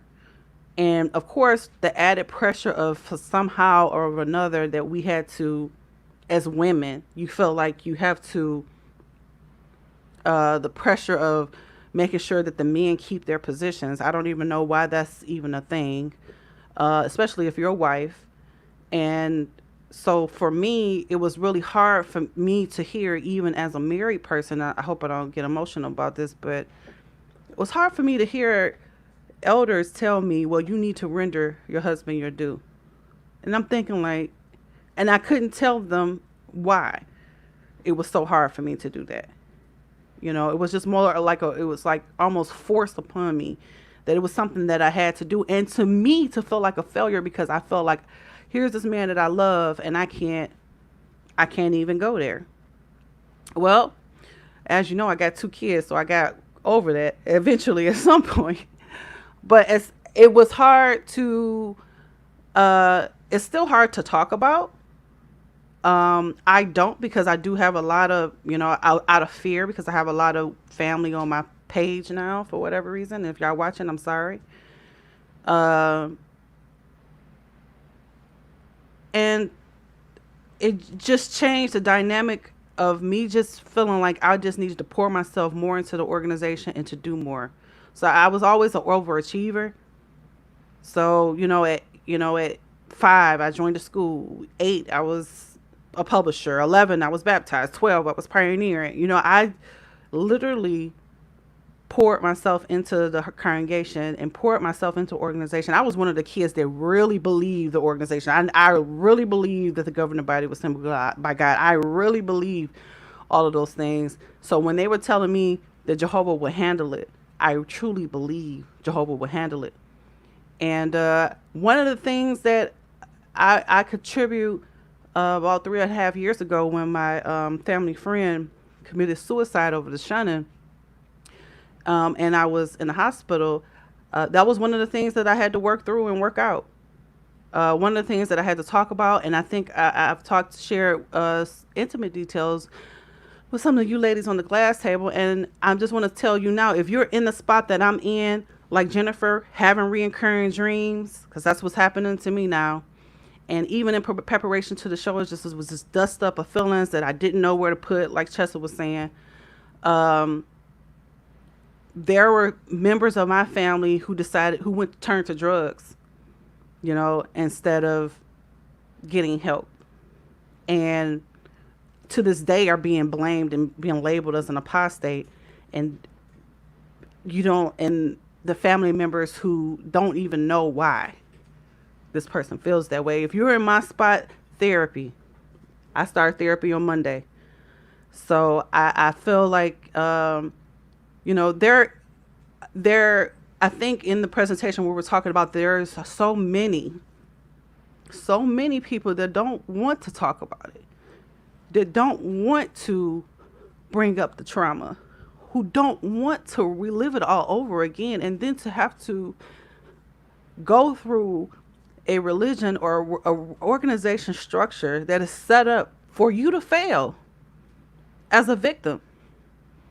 I think I didn't know anything about cases or anything when this happened to me, or that it was happening to other people, or even that it happened to other people in my family, because I carried the guilt for a long time that if I would have spoke up, maybe it wouldn't have happened to other family members. So I applaud everybody on this panel who were courageous enough to face the organization, because there was little girls like me who thought, okay, well, no, I'll just go out and field service more, or I will just go to the hall more, and that it will go away. And it didn't. If I can jump in really quick, Spence, and first say you're so freaking strong. Thank you. And I really admire you. And I want to let you know, and I want to let everybody else know that's watching, it took me 20 years to talk about this publicly. And the reason why I did was the realization that this is, it's a huge issue. This is a global, giant, glaring issue full of children who have been affected, including us. And, if you're someone who's looking to speak out, or you're looking to talk, I want to say first, when I went to Mark Rotzi's rally in Pennsylvania, I think it was 2018, there was a statistic that it takes someone until about the age of 55 to come out about sexual abuse, if they do it all. They have to get to a place in their life that is not only somewhat safe, most of the time their abusers are passed away by the time they feel comfortable enough to come out with this. There's statutes of limitations that stop people from coming out about this. There's family pressure. There's organizational pressure that silences people because they feel like if they speak out about being abused, they're going to lose their family. This is such a dynamic issue. And if you want to speak out, if you feel like you're in a place where you want to start going to therapy, or where you want to talk to a lawyer, or where you want to be able to tell your story, please contact one of us, contact me, because I want to help you do that in a way that's going to be safe for you. Okay? Because there's so many people who come out and they tell their story and they tell their details. It can affect a case.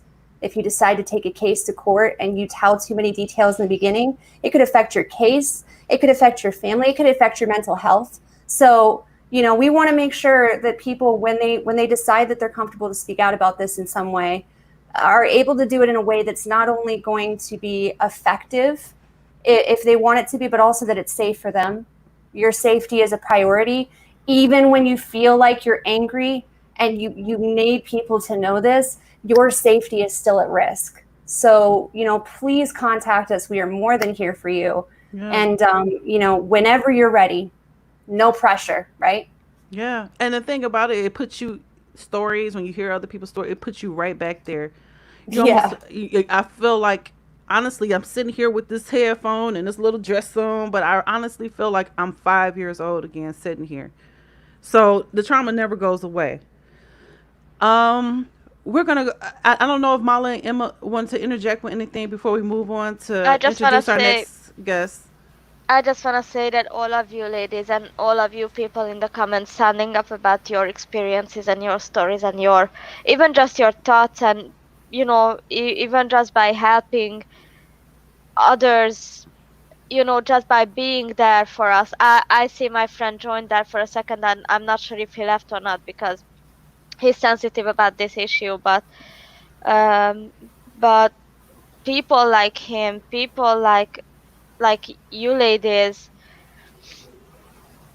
are what runs this. And the more we speak on this, the more good it will do. And I appreciate and admire all of you so fucking much for doing what you do every day and taking this this control back by going to therapy, by addressing it in private, in public, by naming your abusers, and by taking steps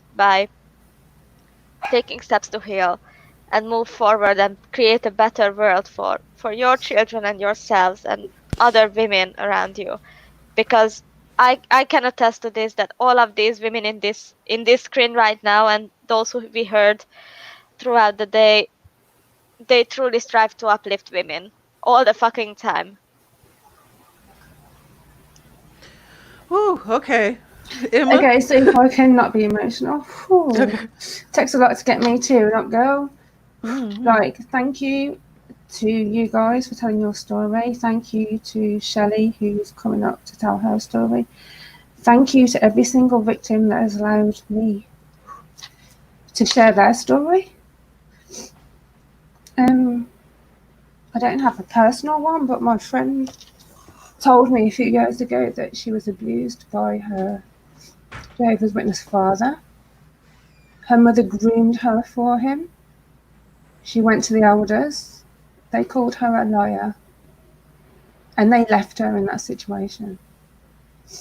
It wasn't until years and years later, I think she did manage to take him to court. And because it had been so long, he just got some litter picking or whatever kind of, I think he just got some, is it probation?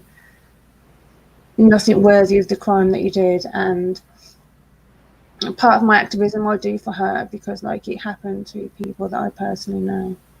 So anybody still that wants me to put their stories out there, it can be anonymous. You can put your name to it and I'll share it on Twitter, Facebook, because we need to get victims' stories out there. I just want to say before we introduce Shelly that as much as I'm sitting here crying about my own situation, I was one of those people in the congregation who thought that this one girl was lying. She said that she was raped and she had a child as a product of rape. And I was young and my mother was saying, "Oh no, people lie about it." And some women do. But you absolutely should believe a woman when they say that they have been raped or sexually assaulted or something in that kind of way, and until otherwise.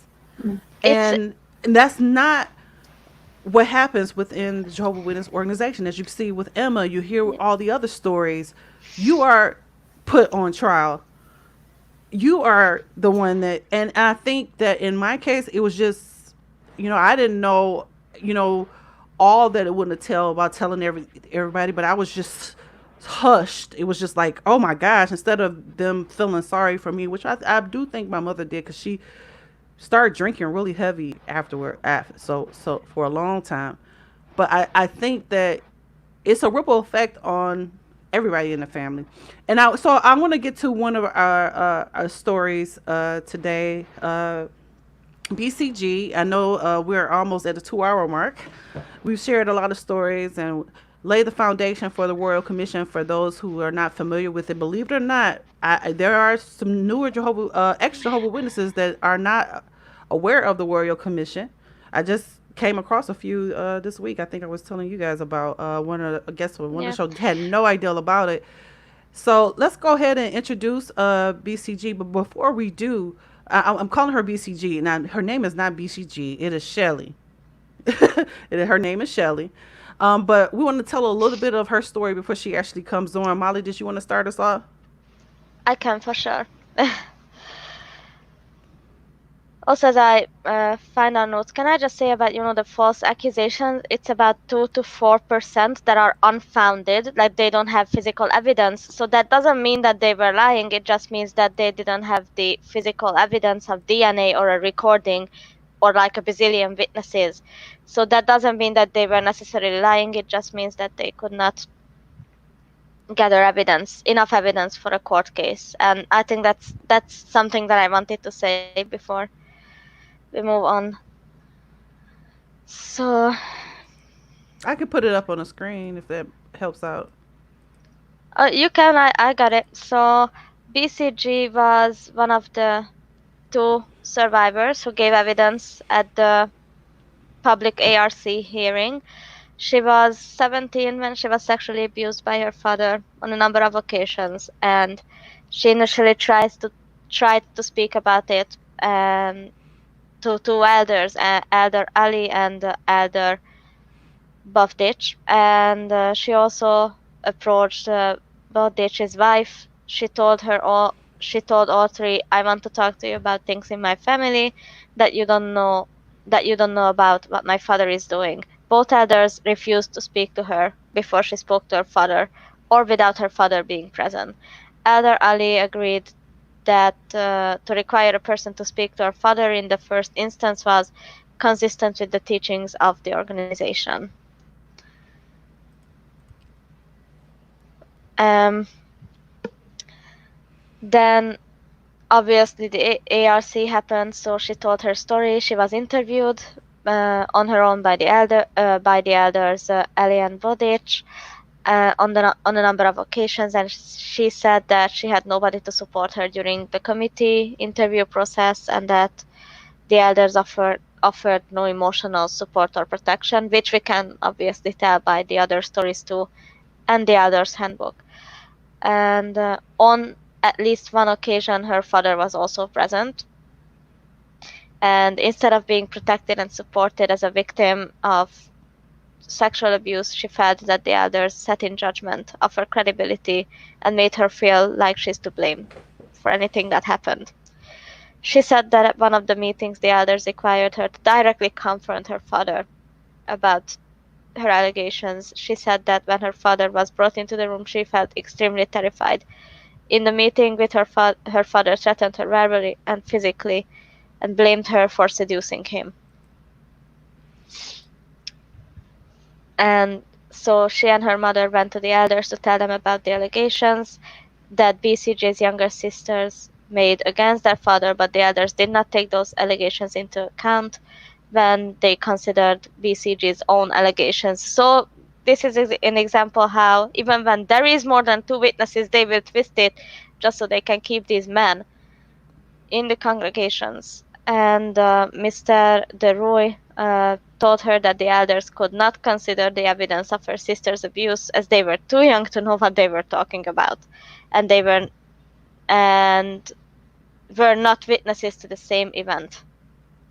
The handwritten notes that Elder Ali took during the judicial committee appears to record BCG's mother telling the committee that their father has abused two younger children, possibly two at age 2, and the Watchtower submitted that BCG's allegations about her younger sisters were hearsay allegations.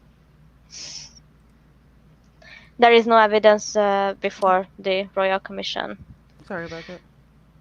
You good? And when they were confronted with the allegations, her father initially denied. He did not confess.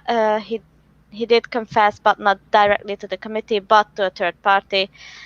He was disfellowshipped not on grounds of child sex abuse, but on grounds of loose conduct in relation to extramarital relationships for lying about that relationship. Despite the fact they believed BCG's allegations were true, they concluded that without the confession by her father, they were bound by the two-witness rule biblical principles and did not have enough evidence to take action. Shortly after her father appealed the decision to disfellowship him, an appeal committee was convened. BCG was called to appear alone before the appeal committee, although no one explained to her why. The elders asked her questions, and she had to say everything about the abuse all over again. Her father was again present in the room when she appeared before the committee. He confessed.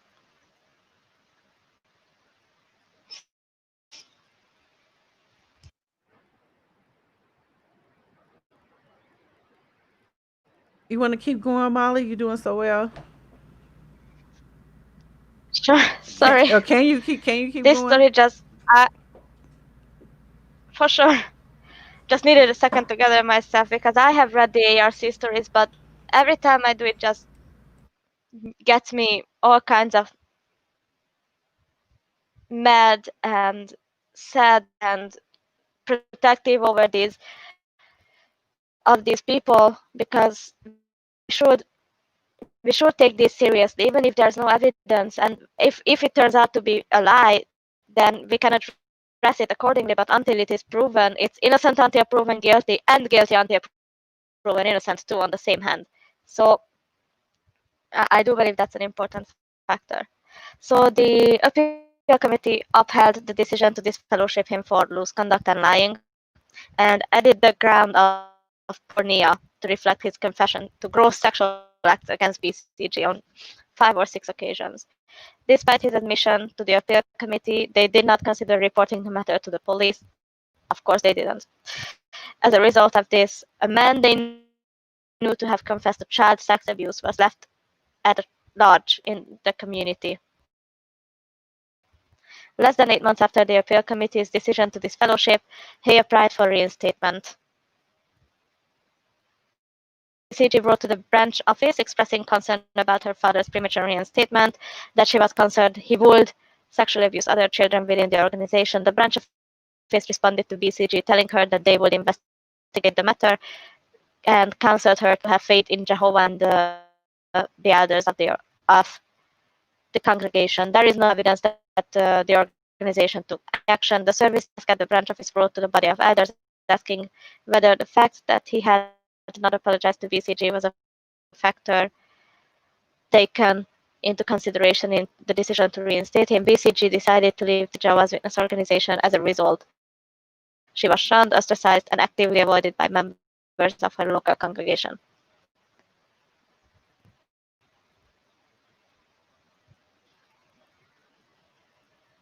And after leaving, BCG reported to the police. The first trial resulted in a hung jury. The second trial was declared mistrial, and the third trial in 2004, he was convicted for the unlawful and indecent assault, attempted rape of BCG, and was sentenced to 3 years of imprisonment. In his congregation, he was restricted from answering at the meetings and giving talks, but the others were not aware of the reason why he was restricted, and they were not aware of any reason to restrict contact with children, despite his established history of child abuse, and they only became aware of his history of child sexual abuse when the criminal proceedings were commenced against him. They failed to take precautions to protect the children in the congregation from the risk of sex abuse. In 2003, despite accepting the truth of the allegations of his 3 daughters, the service desk instructed that they will be disfellowshipped and the elders disfellowshipped him again for deliberate malicious lying and bearing false witness, and not for child sex abuse. He continued to make repeated applications for reinstatement. Direction has been given to the elders that until he fully acknowledges his sins of child abuse and lying in connection to these offenses, it would be difficult for the committees or the victims to consider that he was repentant. In all of the correspondence in evidence, there does not appear to be a single reference of the consideration of child safety in discussions about whether or not he should be reinstated. BCG told the Royal Commission that during the criminal proceedings against her father, she was terrified that Jehovah would kill her for having reported to the police and for bringing reproach upon Jehovah's name.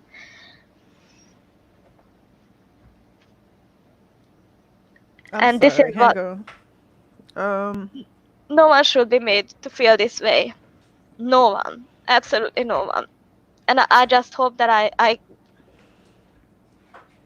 I do you justice, Shelley.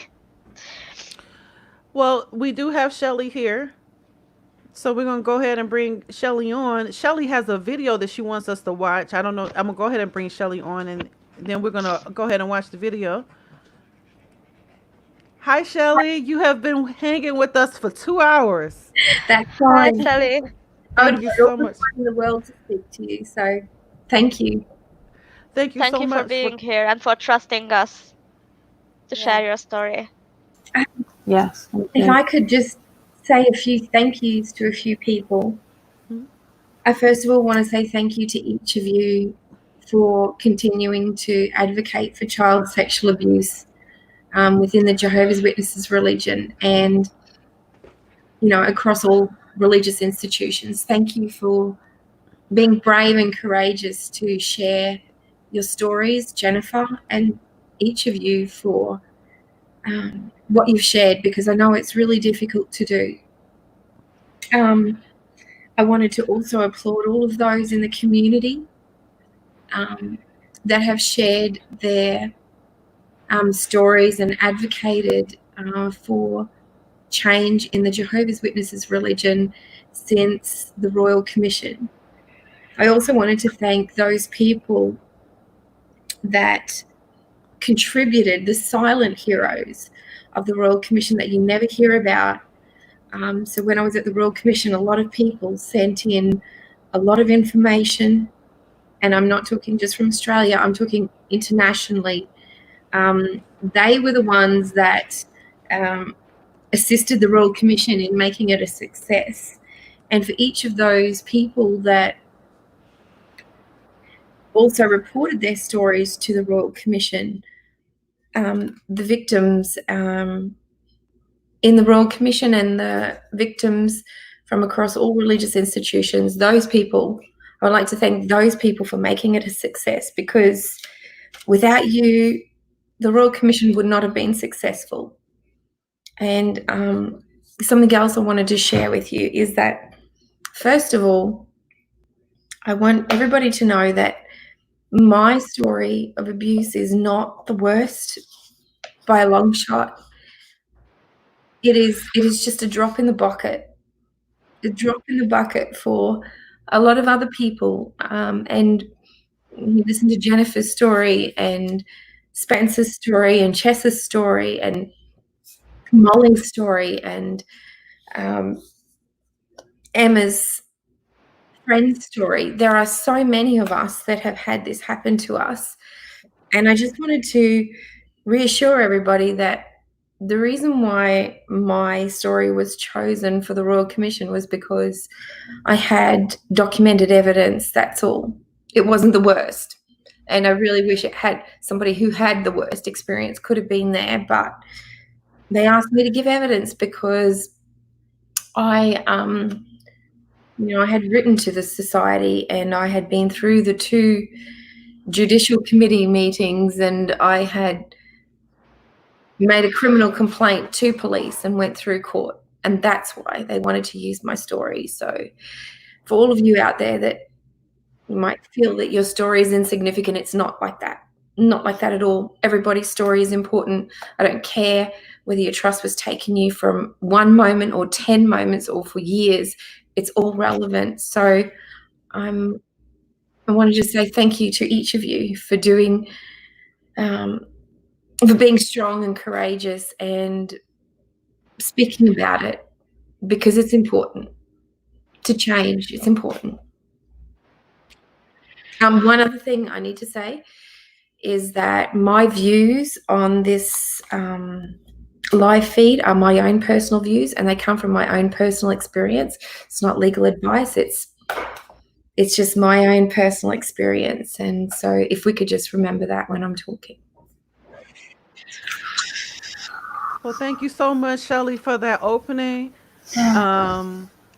We told a little bit of your a lot of your story already, and I'm sure we didn't scratch the surface.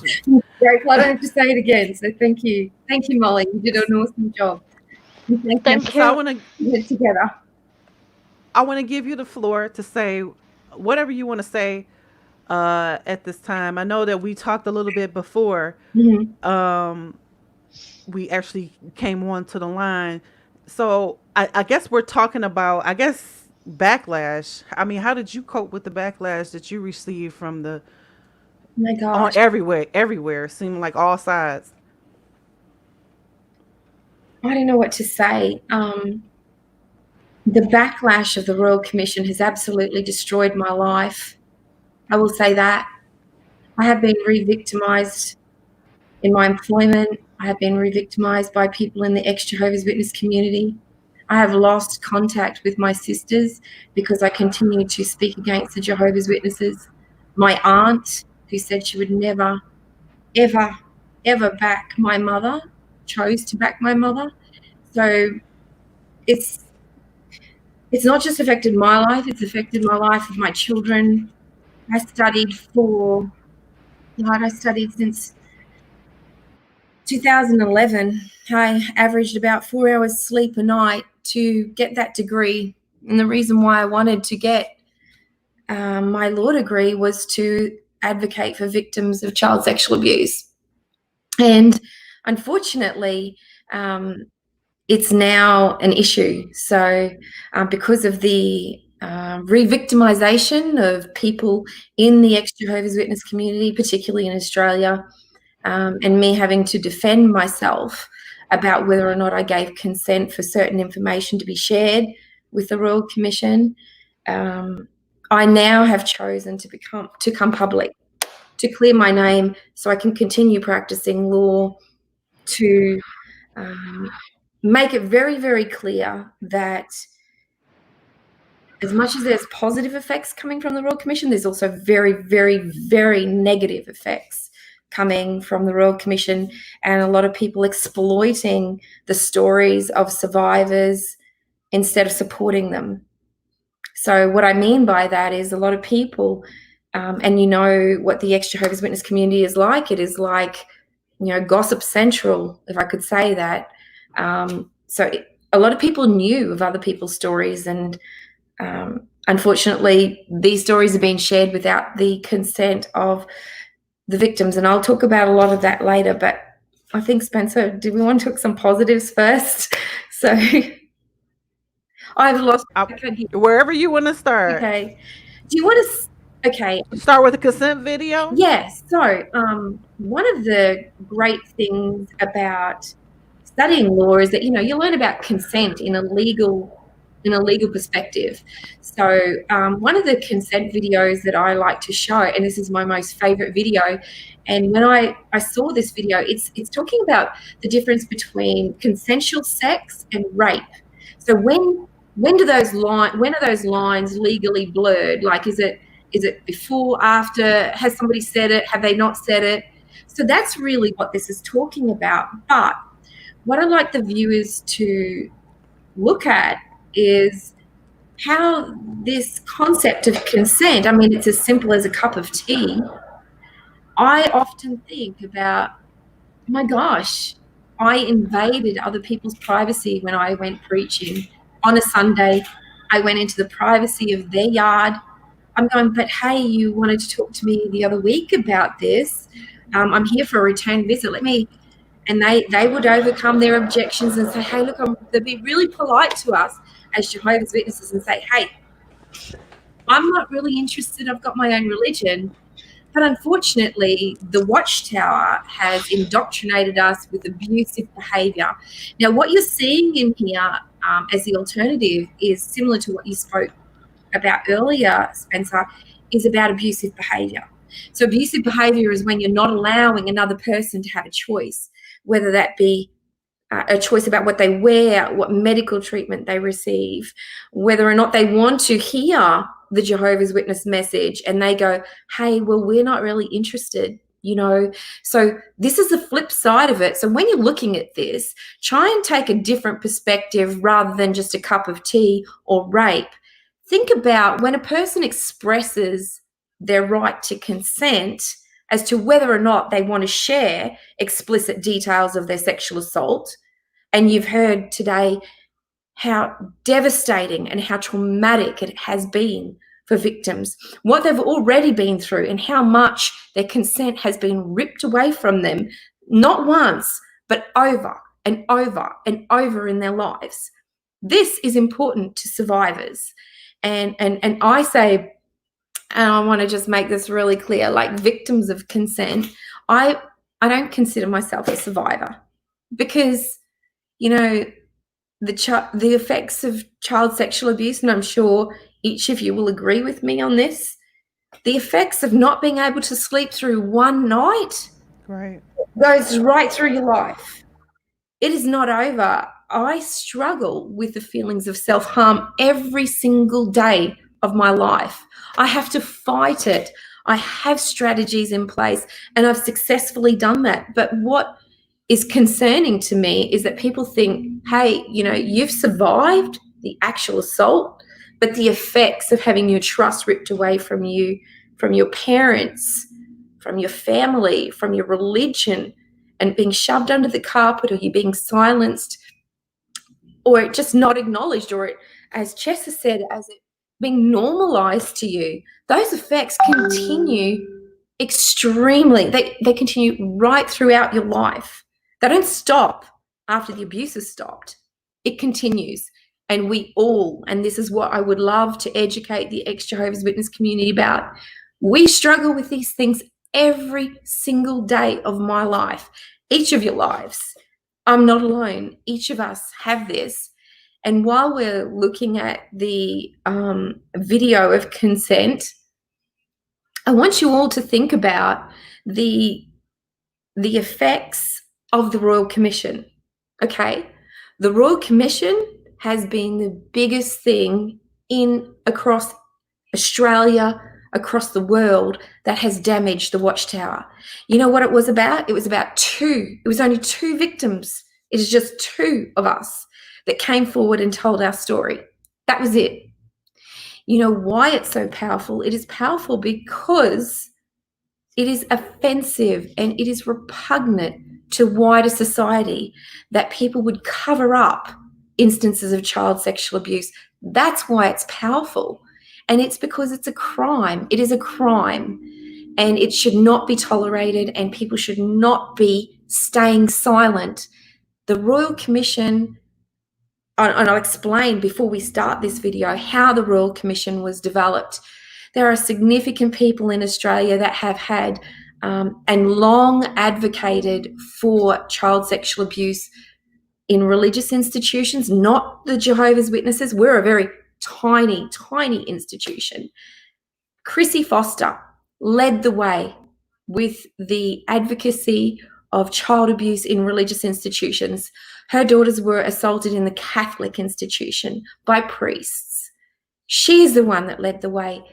All of the people, the Clan Network, the Blue Knot Association, so not Jehovah's Witnesses, other people have led the way, and they've approached the government, and the government has heard the outcry of this, and they have decided, and that was when Julia Gillard was in government, and she instituted the Royal Commission.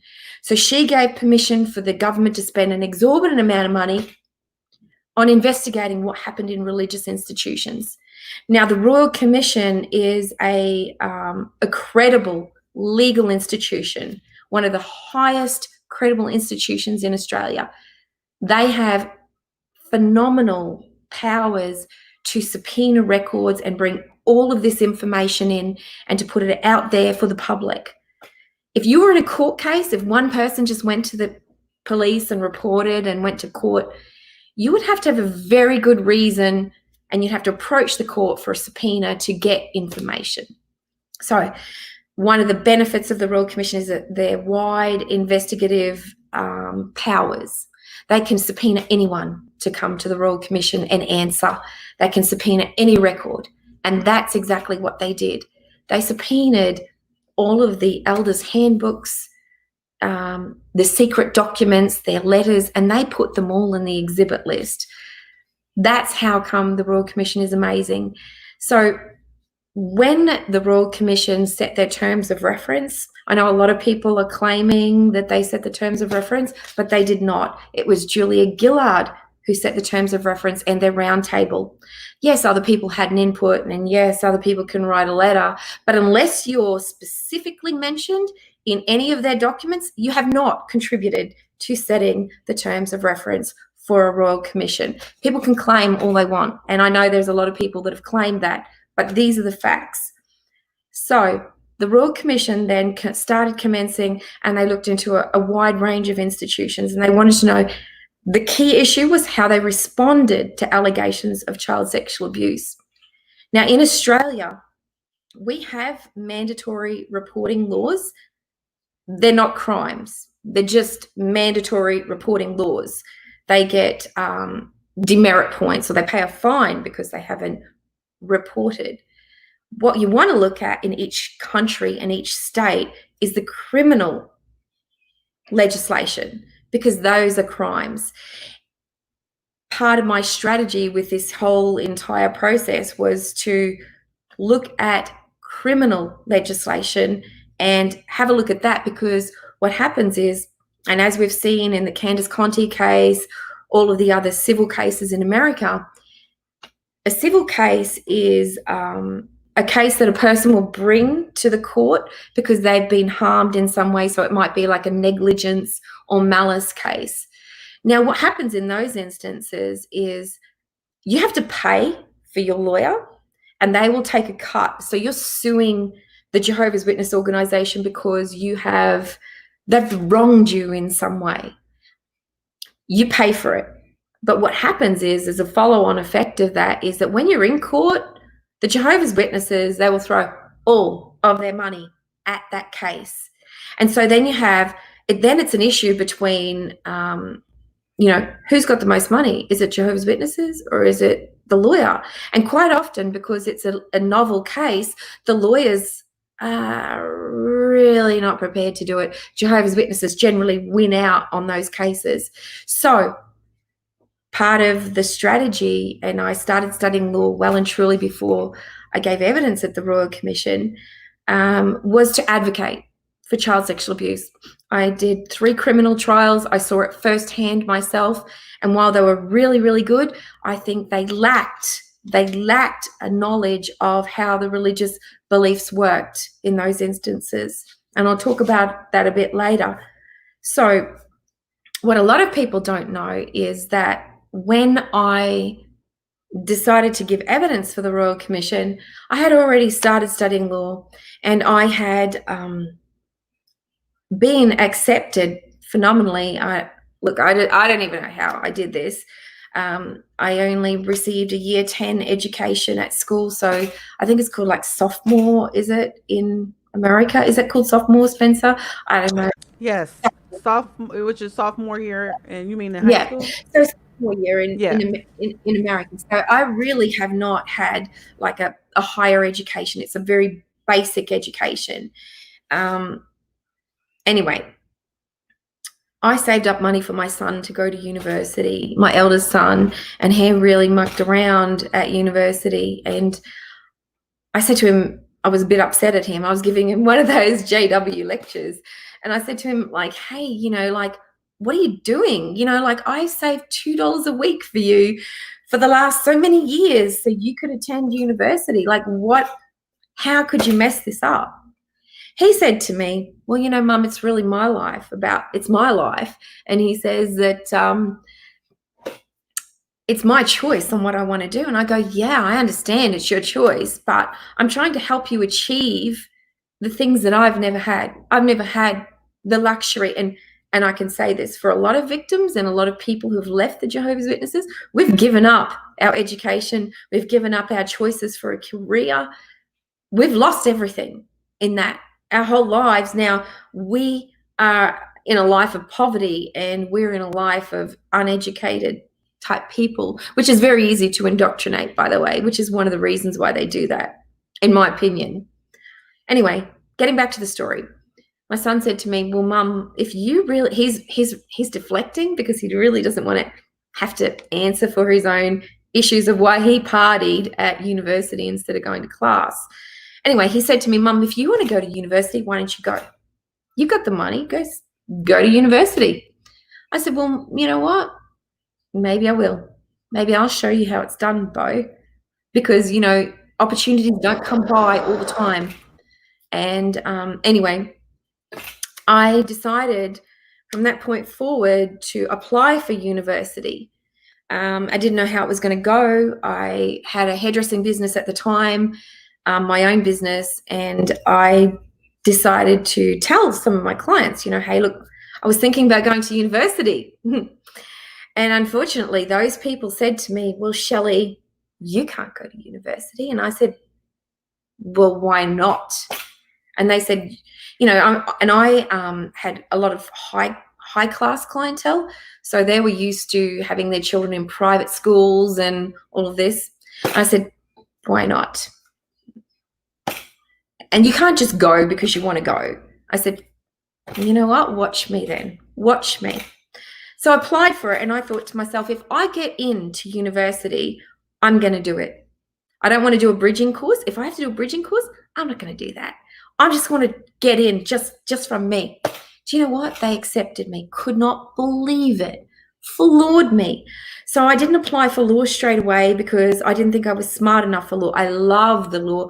Always wanted to be a lawyer. Always wanted to argue. Always loved and admired the women who were strong enough to argue in court. And I wanted to do that, but I didn't think I was smart enough. You know, not a lot of self-esteem. So what happened was I decided to go for psychology first. I had hairdressing. I talked to women for the last 20 years. You know, I mean, now it's been 20 years, day in, day out. I'm in their close personal contact. You hear everything. You pick up so much information, nonverbal communication. I know women. I can talk to them. I figured that I could talk psychology. You know, I understand.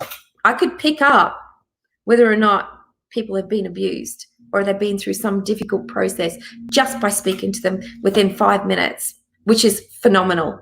And saying that, each of us, any victim of child sexual abuse, domestic violence, any type of abuse, I don't want you to think that it's just me. No. Each of you have this resilience. If you have made it this far, if you have survived the abuse and you haven't committed suicide or you're not being successful, you are as strong as me. You have the voice. You've got it all inside of you, and you just have to tap into it. You just have to tap into it. You have been fighting, Chessa, since you were 5. You've been fighting this since you were 5. You have the resilience. You have the power in you. You fought the disbelief in your own mind and the indoctrination of the religion. You fought this. You fought your parents. You're going, no, this is true. This is Jennifer. You fought the dreams. You're going, no, this is actually true. You know that it's true. You're strong. You have resilience. And that is something which you may not realize, but everybody else in the world, when I went to university, everybody else doesn't have this resilience. I believe that we are way more intelligent than the normal person. We pick up on non-verbal signs of communication well and truly before anybody else does. I don't know if each of you can understand what I'm talking about, but we're assessing people left, right, and center. We're looking at whether or not they speak to us and they look us in the eyes. We're looking at their gestures, their hand movements, how they touch us, what they do. We're assessing people 24/7. Our brain never shuts down because we have always had to protect ourselves. We can't rely on parents. We can't rely on police. We can't rely on elders. We can't rely on adults. We've learned to protect ourselves. And then one of those side effects, and we might sometimes view it as a bad thing. I don't want you to view it as a bad thing anymore. I want you to view it as a positive thing. We have more intelligence than the average person, and you have got way more resilience than anybody else. So you know what? When it came to university, I just had to, you know, all that studying at the religion, sitting down, taking notes. Oh my goodness, it was amazing. Oh, all that came in handy. I could sit through a 2-hour lecture and I could take notes and I knew how to do it. And guess what? I got invited to the International Honor Students Association because my grades were so high that I ended up in the top 6% of international students. So you know what? All of you, I want you to try and educate yourselves, be social workers, be psychologists, be lawyers. You know, all these other people in the industry, and if any of you've gone to social workers and psychologists, you will know that these people have learnt this generally from a book. Yes, the suicidal thoughts. Who is that? Born in Pixie. Yes. That's Jennifer. I'm sorry. Is that okay? And I know about that. I struggle with that every single day. It's difficult to do, but I try and hang on to something that keeps me grounded and it keeps me here. And I will say that my children, I got married at 18. You know that the abuse occurred at 17. I got married at 18. From 18, I think I was 20 something when I had my first son, and that was Bo Daniel. And he kept me here. He kept me here. He kept me grounded. He kept me responsible. So sometimes responsibilities are actually a really good thing because they keep you. All I wanted to be was the best mother. I just wanted to be better than my mother. I wanted to teach him, protect him, and look after him better than my mother did. That's all. That was all I wanted to do. And I'm sure you can all relate to that. Anyway, going back to education. I really respect lawyers for what they do in court, particularly police prosecutors and DPP. Those people, they fight this stuff day in, day out. But, you know, if somebody had just had, how can I say, this much knowledge of the religion, this could have been dealt with like 20 years ago. Instead, it was not. The court ignored the Jehovah's Witnesses religion when I went to court. They actually had a voir dire which excluded all of the religious processes in court. So the lawyers, the judge, boom, first trial, actually before the first trial. So the Royal Commission got this wrong. It wasn't the Royal Commission, it was the Jehovah's Witnesses response. They got it wrong. They actually, those elders never participated in the trials. They, most of them were captured beforehand in something called a voir dire, which is a legal argument, and the judge ruled everything out. So I could not mention so many years on that I had already reported this so many years ago. So all of a sudden, the jury think that I am speaking about, well, I've all of a sudden remembered something that's just occurred so many years ago. Okay, so that's what the jury was led to believe in my criminal cases, and I'll talk about that again at another point. But anyway, just wanted to explain how the Royal Commission happened, what their powers are, and what the Royal Commission first of all started to do was make recommendations. So they, after they've gathered all of the evidence and they picked people to give evidence, they make recommendations. Now, the recommendations are not something that is set in stone, and a lot of people go, well, what's the government doing?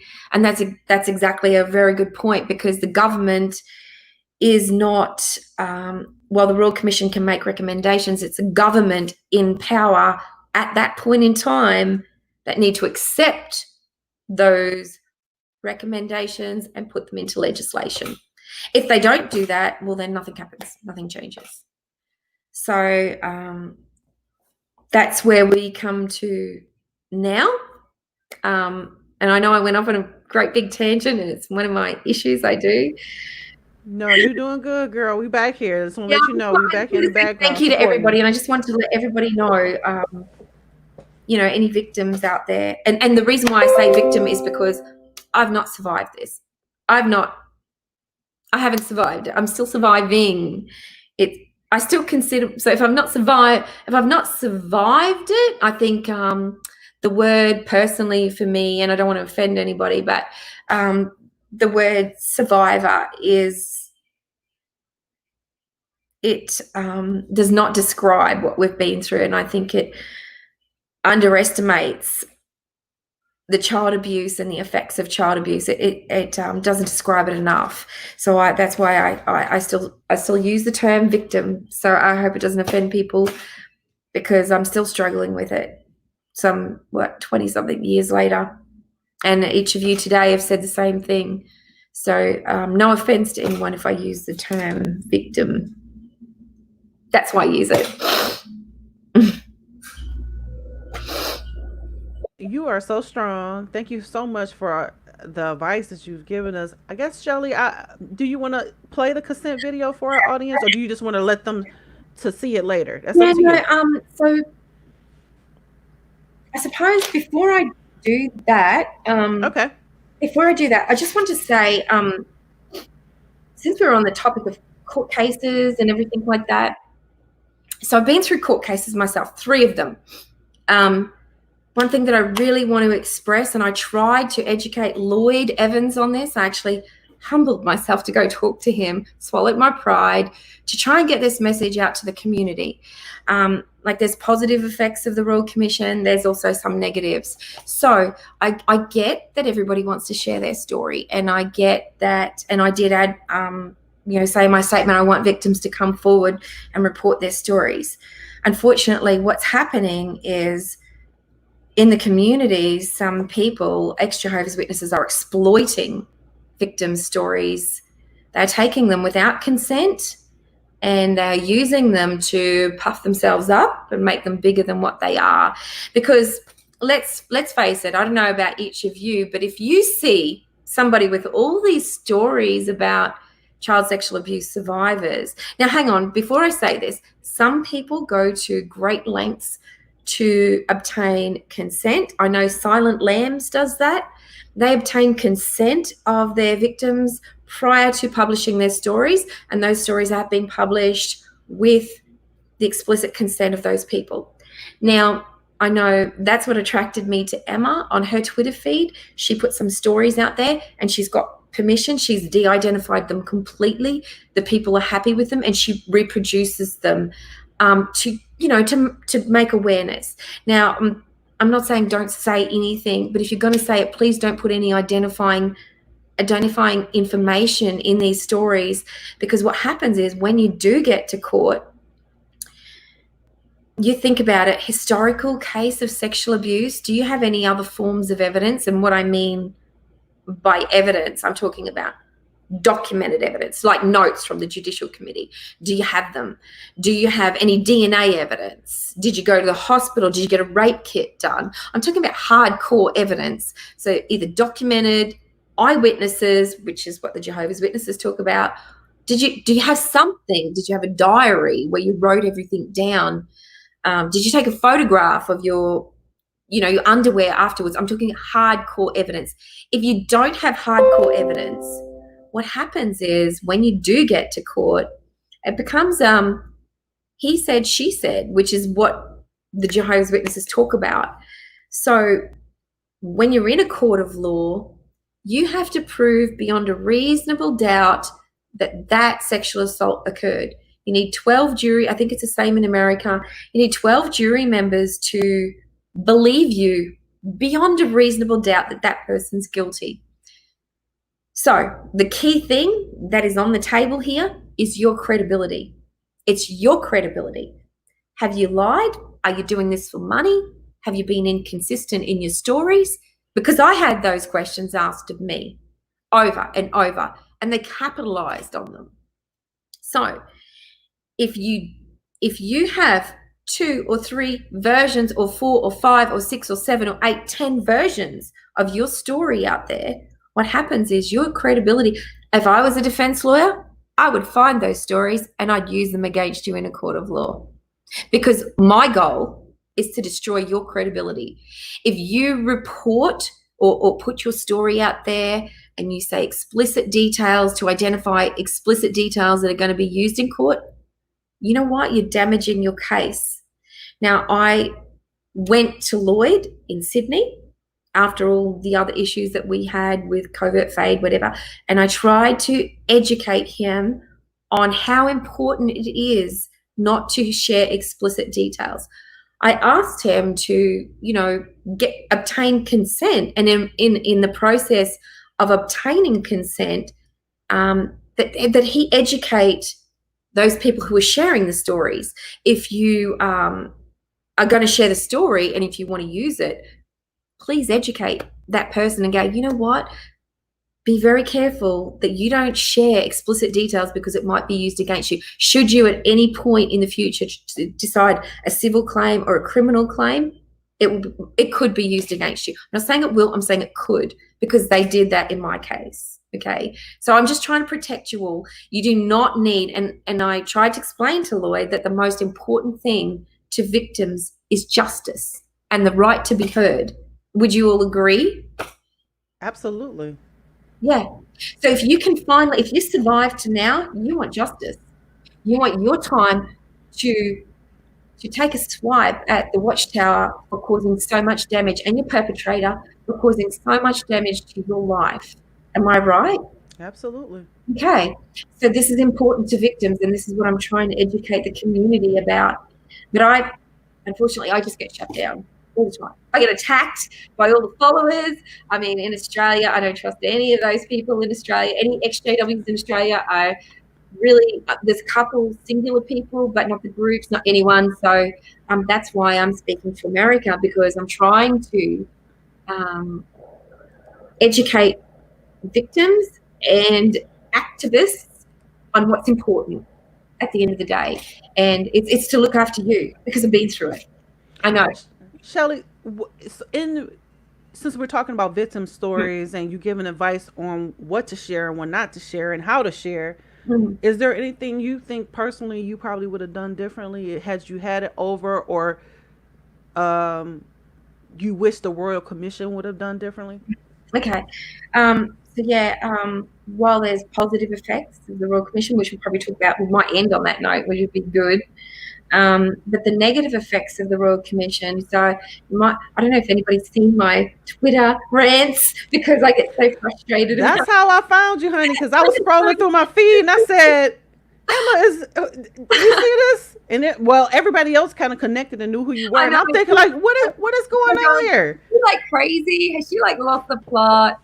Okay. No, I didn't think that at all. I was trying to find the person you was talking about. I'm like, I'm ready. I'm ready. Really use anybody's name. We didn't think you were crazy. We were just basically like, who's giving this girl shit? We need to find out what's going on here. Oh my God, if you knew the shit that I had dealt with, you'd be blown away. You'd be absolutely blown. I'm just having a drink. Hold on. Like when we saw that, and I remember one of us sent it in our group chat, and we were like, who is she talking about, and where can we find him? You've seen this? We were like, what? Right, we're on it. Like, right. Thank you so much. And you know what, Emma was right on it, because right after I sent the Twitter, and then I'm atting the person that you're talking about, like telling you to mind your mother, you know what business. I just keep this a family show. This is my daughter. Oh my God. Hello. She's seen for this. Again, I got scared because I thought someone is coming from behind me. This is my youngest daughter. So I have 4 children. She's my youngest. Her name's Billy Rose. Nice to meet you. Thank you for joining us. Y'all are stunningly beautiful. You got some model blood. You both are. You all are. You got some good DNA going on there. I have actually. Oh yeah, that's something else I forgot to tell you. I do have 4 children. So I have 3 sons, and Billy Rose is my last daughter. I had 3 sons to my first. Jehovah's Witness. Jehovah's Witness partner or husband, you could say. Gosh, that sounds bad. Okay, so then I left the religion, and a couple of years later met her father, and so she's the product of that relationship. Can I just say as well, you don't look old enough to have children that age. No, not at all. Y'all looks like sisters. Thank you. Yeah. She's giving me chocolate. My eldest son is actually 29. What? Yeah. Fuck off. Yeah. So 29, and then I have, is he 29 this next birthday? 29 this next birthday, and then I have Brandon, who's 26, So Bo Daniel is my eldest. 28, 29. No way. Brandon is 26, and then Bailey, is he 24, Billy? I don't know, I think he's 24. Wow. And then So you Billy, don't have No way. babies. she's 14, No way. going on 15. So You need to tell us your secret sometime. Yeah, I Yes, know, right? please. you know what? I was actually Jehovah's Witness, and I never drank or smoked. I was really I didn't party, and I think actually, Molly, my father, as much as I don't really like him, he was Yeah. Hungarian, so I think I picked up the European skin. So that's a good thing, right? Something positive from that. But yeah, a lot of sunscreen, exfoliate, water. Yes. And I'll give all those tips later, but on some, another time. Or you're asking me, oh yes, what was I, that fish Dory in Finding Nemo? Yay! Oh, yeah. Relate to this, but my gosh, it's like my second name. So you too, Chester. Oh my God. Okay, so something that happens with, well, I don't know, it definitely happens with me. So keep me on track, Spencer, because No, you're fine. I was asking if you would have done anything differently, or is there anything you wish the Royal Commission would have done differently? Okay, so yeah, going back to my rant on Twitter, and that long thread that everybody's seen. Okay, it's maybe, oh gosh, it's a bit of a long story. Can I maybe start from the beginning? Sure, go right ahead. Okay. So, as you all know, I did the criminal trials. I did the 3 criminal trials. Took approximately around about 6 years from the point that I started that to the point that I finished that. So when I first started, and please don't be alarmed about this because generally it shouldn't take that long. It's just that my case was really difficult because of the elders and their behaviour and the changes in legal representation with the DPP. Anyway, that's all going to be in the book. I started writing a book, and you can all read the book when I finish it. And it's got a lot more detail in it than what I'm telling you today. And there is a lot more detail. But so we're at round about, say, 2013, 20 something. I've already started studying university. I finished the criminal trials. I've got my 4 children. I'm starting to get my life on track. So I started studying at university. I started studying psychology. I did really well. I got invited into the International Honor Student Society, top 6%. I was acing it. I met a university professor, Dr. Mark David Chong, and he said to me, Shelley, you should be studying law. I was like, thanks very much. I'm not that smart. I kind of ignored him a couple of times. Anyway, the third time I decided to give, what he was saying a go. So I didn't want to, one thing I don't want to do is live with regrets. So I decided to try law for at least 6 months. So I moved into the law cohort at university, and I loved it. Oh my goodness. This was my language. I loved it so much more than psychology. It was where I wanted to be, and I got accepted into that easy as. So as I started studying law, that was 2012, 2013, 2014, I got such high grades that I got accepted into the honour students stream of law at James Cook University in Townsville. And so as part of that, what an honours thesis is that you have to, instead of doing more subjects, they have this honours stream where you can write an honours thesis. An honours thesis is basically a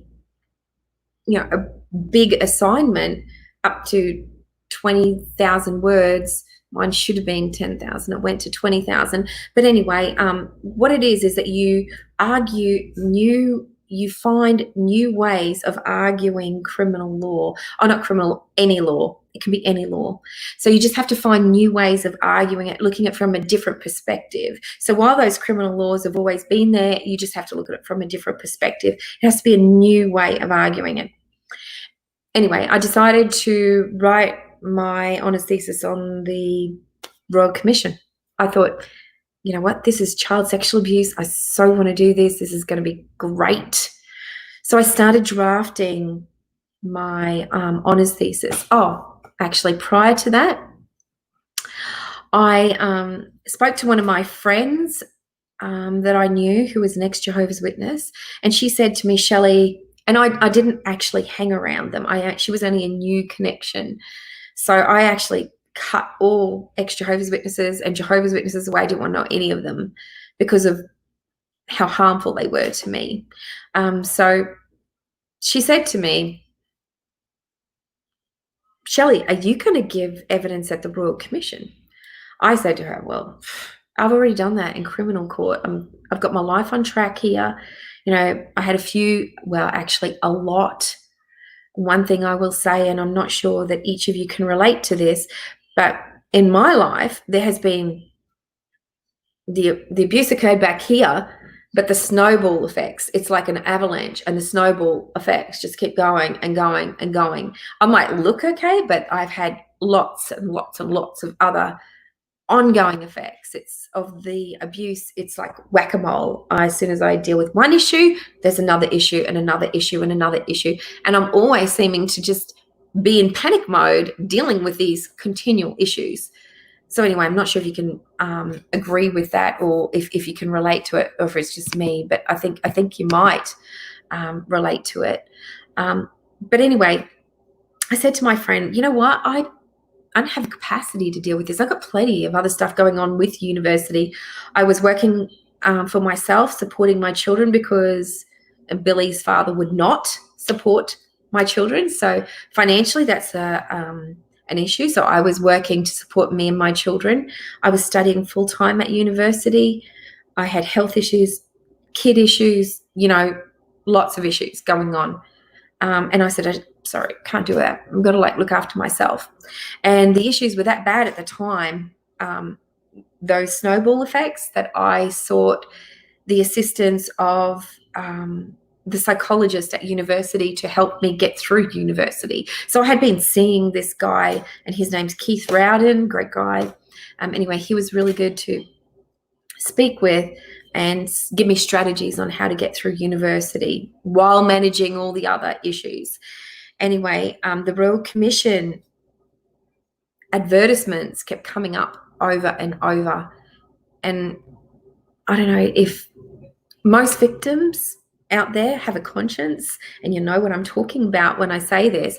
So I said to myself, well, gosh, no, I can't deal with that. I've got plenty on my plate. I'm not dealing with it. Do you have a story to tell? It just kept coming up, radio, here, there, everywhere. And if the universe was ever telling me that I needed to contact the Royal Commission, they were saying it right now. So I'm like, oh, okay, fine. You know what I'm going to do? I'm just going to quickly ring them. And I'm going to say, you know what? This is what happened to me. And, you know, and I was very familiar with the Royal Commission. I was very familiar with their terms of reference in religious institutions. And I thought to myself, well, you know what? I don't think I fit in. That were my first sentences. I don't think I fit within your terms of reference. But here's my story. Do you want to hear it? And they said, yeah, sure. I told them my story very briefly. Boom, boom, boom, boom. That's it. From that, the Royal Commission contacted me back. They said to me, hey, we would like you to come and talk to a commissioner. So I never, ever, ever applied to do a private session as quoted in the Royal Commission books. I didn't apply for it. They asked me. So they said to me, would you be prepared to travel to Brisbane? Because I lived in Townsville at the time. Would you be prepared to travel to Brisbane and, you know, share your story with the commissioners? We would like you to do that. We'll pay for your flight.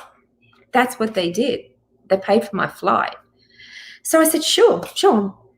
Okay, fine. I'll come help. So they flew me down on the 20th of February, 2014. They flew me down, and I spoke with a commissioner and another male, younger male, in a room just by yourself. Yes, very, very, very similar to the Jehovah's Witnesses, elders, process, which is traumatic enough, so you could imagine how I'm flipping out about it. And they started by saying things that they were recording the session. It was totally confidential. And these are the screenshots. So I will get into why I shared the screenshots later, but the screenshots that I shared in my Twitter feed they said a few things. And so those screenshots that I've provided in my Twitter feed are the exact words that were said in my private session. So I shared. I can yeah, a few of them on the screen here. Okay, so I shared two types of information with the Royal Commission. I had the first one, which was in 2014, which was my private session. And then I shared, later on, they asked me to give public evidence. So that was the second form of information. So let's get back to the private session, because I want to clear up a lot of issues that are going around in the ex-Jehovah's Witness community and a lot of the attacks that I've been receiving from ex-Jehovah's Witnesses as regards to the private sessions. So the first one said, what did it say again, Spencer? Can you put that back up? Sorry, I'm trying to. Right. I felt like Willy Wonka back here, just pulling levers and stuff. Hang on one second. Here we go. Is it this one? Yeah. So they say they're very important. They are very important, not only because we are interested in your particular story, your experiences, but also that we can gather an understanding of what happened in a number of institutions, including a number of religious organizations, and the Jehovah's Witnesses are a part of that. Okay. So do you have the next one? They're not in a real order, so I'm gonna flash. This one. Okay, so on the side of the actual screenshot, you can see 10, 11, 12. So this is the second one. And I've deleted. Okay. Now, I want everybody to know that I absolutely, I love the Royal Commission, and I love the work that they've done. I love the commissioners themselves. I have great respect for the commissioners. And what I'm speaking about right now are the government processes about protecting victims' rights of consent. And I'm talking about those people behind the scenes and the government who have set up these processes to protect these stories. So before I go on anymore, the private sessions of the Royal Commission in Australia, they allowed a lot of people from various institutions, not just religious, Boy Scouts, all of these other institutions, to come and ask to have a private session with a commissioner. They recorded their stories by microphone, and they also then do a transcript. And this is the transcript of that story. So there were 8,000 victims like you, Chessa, that you've and like you, Spencer, that haven't spoken about this for like 20, 30 years. What did you say, Chessa? How many years does it take somebody to come forward?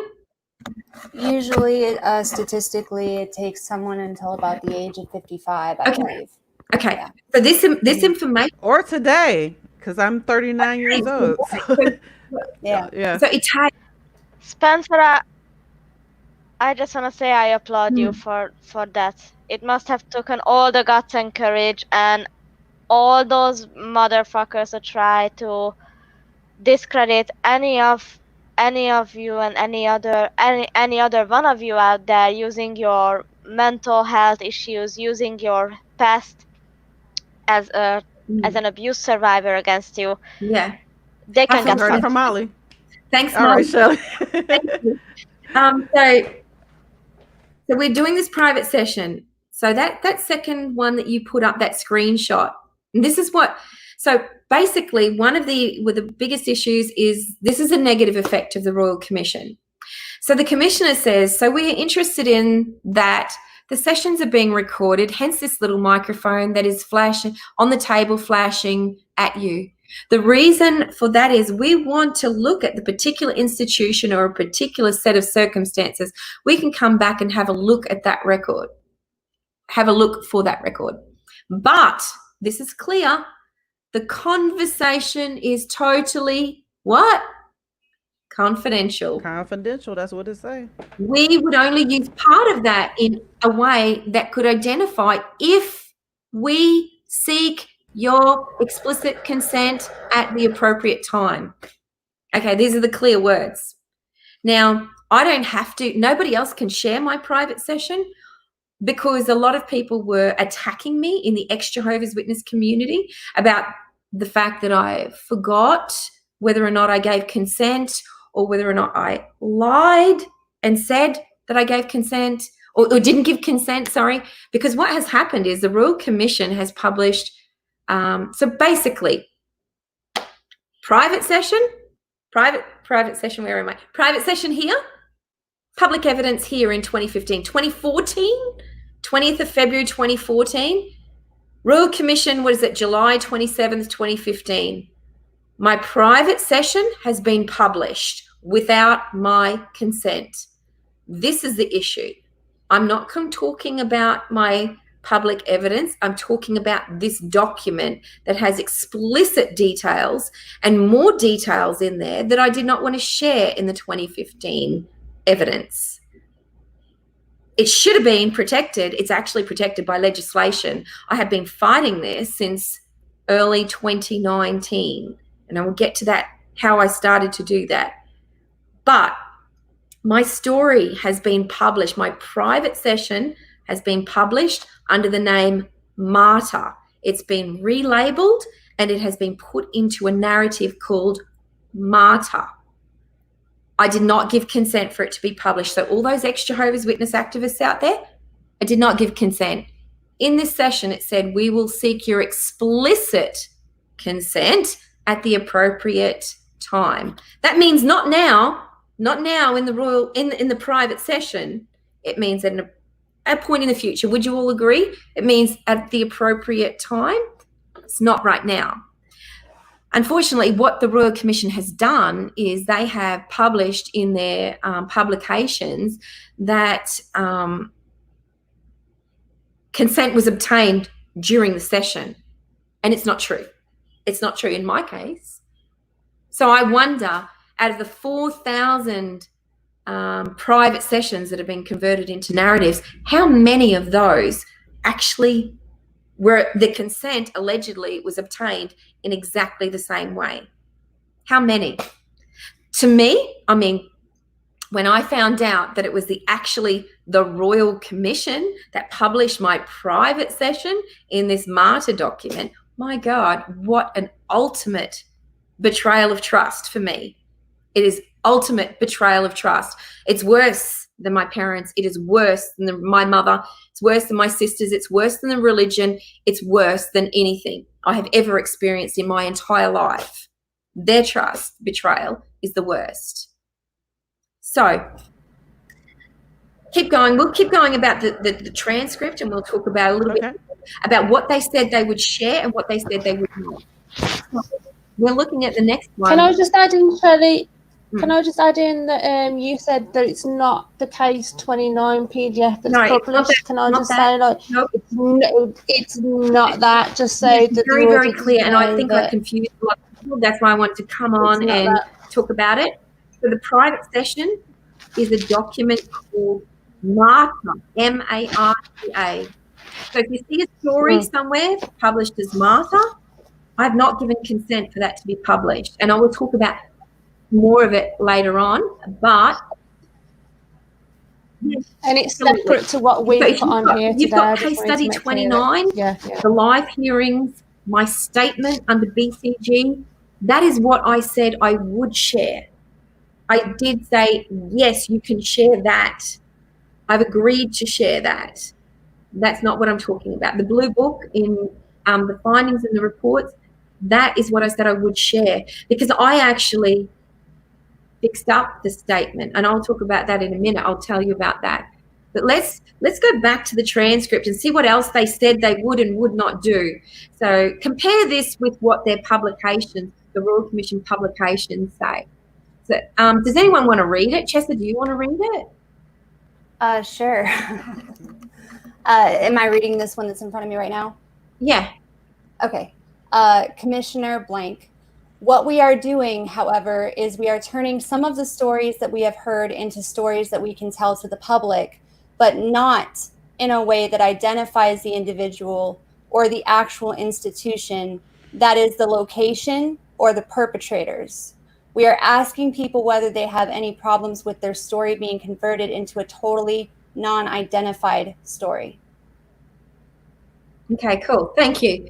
So there are 4 things in this. There are 4 different issues. Number 1, they're not going to identify the individual.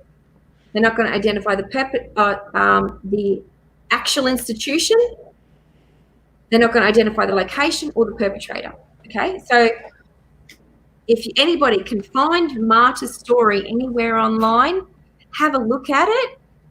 If you have a look at the Marta story, it is substantially similar to my public session because it's been taken from my private session.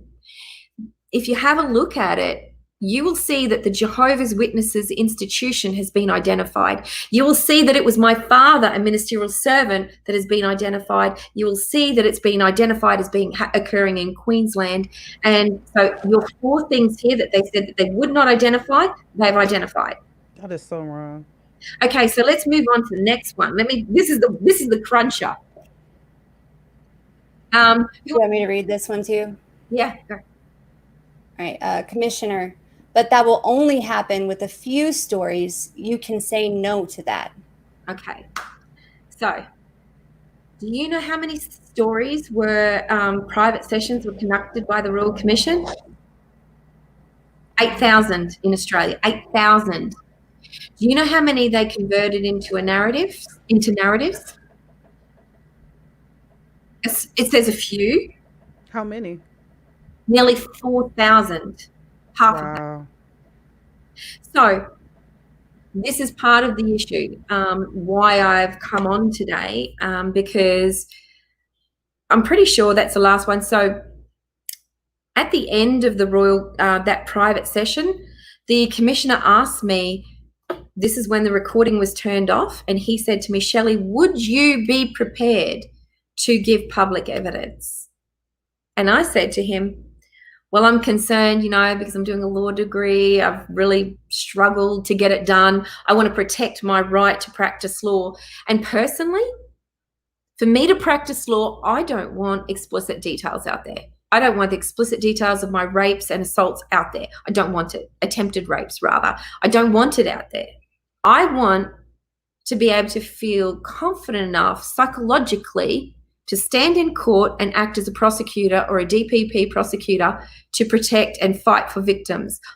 If you publish my story, this is me psychologically speaking, you publish my information without me agreeing to that and explicit details of my sexual assaults, and everybody else in the courtroom, the defense lawyers, know about that, I feel like I'm standing there naked. I can't psychologically cope with that. I don't want to be in the public eye, and I don't want to then advocate for other victims because you've raped me and assaulted me all over again because I said no. I said no to it. Okay, so one of the other things is I didn't know that this was going to happen at that point in time. When I went to give my private session, I said, yes, I'd be happy to be contacted. I did not give my explicit consent to share my story or to convert it into a narrative. I assumed that they were going to contact me at the appropriate time for my explicit consent. Now, studying law, we learn about what explicit consent is. So if any of you want to ever share your medical records with somebody else, do you have to sign a form for that? If you go from one doctor to another? Oh, absolutely. It's called HIPAA here in America. You can't. You have to give consent. You can't just say, obtain hey, I'm Shelley. Yeah. No, absolutely not. Although the HIPAA law is a very new law because of people being sued for those reasons, giving out details. Now that law exists, where physicians are held to a standard, I'm just saying medically, to not release personal information. Now, you can't just call doctor's office and say, hey, can I get Shelley's XYZ? No, it just absolutely couldn't happen here without consequences. Yeah, and it's Go ahead, Shelley. It's even more strict in Europe with the GDPR. So much so that I could actually, like, if we had a Facebook conversation or a text message exchanges over the phone, whatever, I could not even quote your message legally without your well, consent. that's freaking awesome, Molly, because that's Like, another if you send me a message and then I come on live, I can say, yeah, I spoke to Shelly about the ARC, and that's all I could say. I could not quote you verbatim. Like, I could not say Shelly said the ARC did this and this and this. I could not say it legally. I could go to jail for a year for that. Okay. What about UK, Emma? What's it like in the UK? What do you do over there? Do you have I'm not really sure, like, because a lot of stuff that I publish, I just put like copyright criticism and, you know, so I kind of like back myself up that way. So I've never been in the situation where you're sharing like your medical records. Have you ever been from one doctor to another? I've never really looked into that. I've never had a reason to. The only that'll be interesting to find out after the show. What about Chessa? What about you? In your what state are you in? I'm currently in Kentucky, but I've lived a lot of places in the United States. Sorry?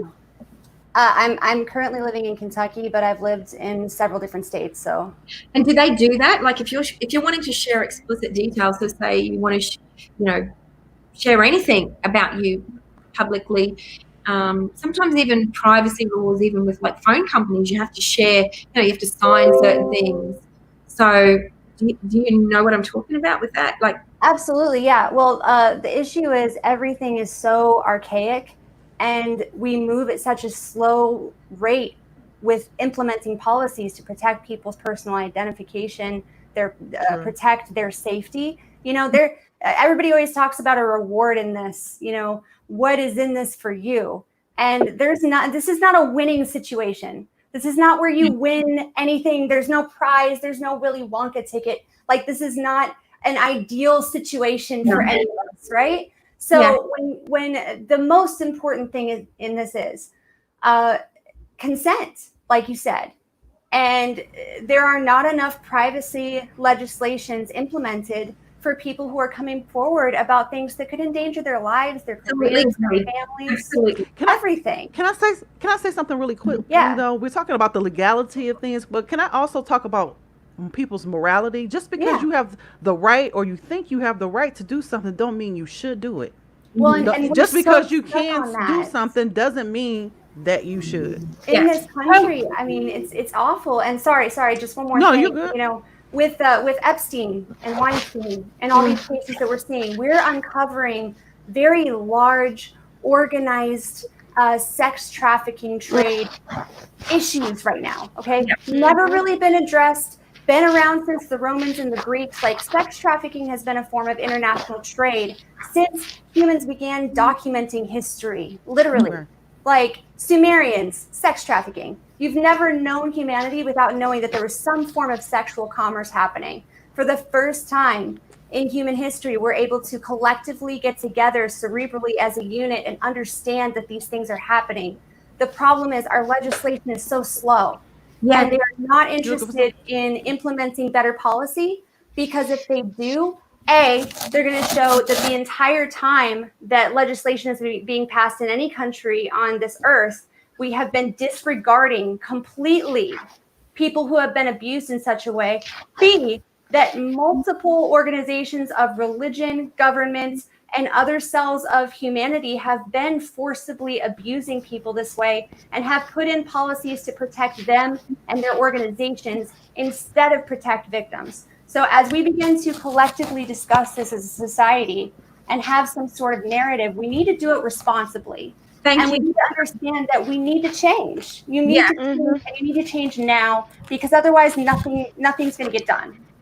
And we need to stand up more. Sorry, Chessa. Like, I've been saying, like, 2020 is the year where we need to fucking fight back, let's say. Yeah. We need to protest against this shit. We need to say this is not fucking right. We need to stand up against this shit. And I think 2020, even though it's been a majorly, like, messed up year, to me it feels like a year where people are starting to fight back. And we need to continue that momentum and keep it Yes. going. That I we're get not taking this. responsibly. We're not taking it for Black Lives Matter. We're not taking it for child sex abuse. We're not taking it for paedophiles. We need to keep this momentum going where we are not taking this. Yeah, where the silence are able to speak, in the silence they're given a voice. And with social media and the platforms across the internet, across all jurisdictions, we now can join together and we can make a bigger voice. That's what my purpose is. And even in our existing community, if I can just keep it all the way real, since Shelley, you brought it up. I know. Since you brought it up, even in our ex-Jehovah Witness community, how dare some of us need to be ashamed for trolling a sex abuse victim. I don't care what you think you're right about. You couldn't possibly be right against another sex abuse victim. You need to back off. You need to find something else to do. If you think that on one hand that you can bring awareness, but then step on the person that you're trying to bring awareness to, can somebody tell me how does that work? Oh, I'm helping Shelley. I want to help her bring awareness, but also, Shelley, be quiet and shut up and don't talk about your story. What is that? Yeah, exactly. I find that really ironically hypocritical of a lot of people who use case study 29, and I've said this online, is that they use it like their own personal limits. When they use it, they capitalize on it, they have talking points about it, but then when they feel like it, they speak up at all, I'm attacked. Because I don't have the right to say anything. Hey, so you shut the F up. Because you know what? We're going to take this 29. We're going to put it on our webpage. We're going to make all this money from it. We're going to capitalize on it. But you know what? We believe you for case study 29. But when it comes to you saying that you did not give consent for your private session to be published, well, we don't believe you. We're going to attack you and destroy your credibility. We're going to say to you, Shelley, have you got mental issues? Maybe you should go seek some mental help. Do you know what? For those activists that have attacked me in that manner, you know what? That is very, very similar to the Watchtower's policy. You need to all check yourselves of whether or not you're still being indoctrinated and saying whether we're mentally diseased, because that's how you're acting. You need to get rid of the chains of indoctrination. Oh, Emma, I think I put you on. Wait a minute. Wait. Also, wait. I think Emma going next. I'm sorry, Emma. I thought I heard. That's what I'm I was muting you. Sorry. That's what I was saying to you, Shelley, the other day. Like, people that use your story to gain clicks.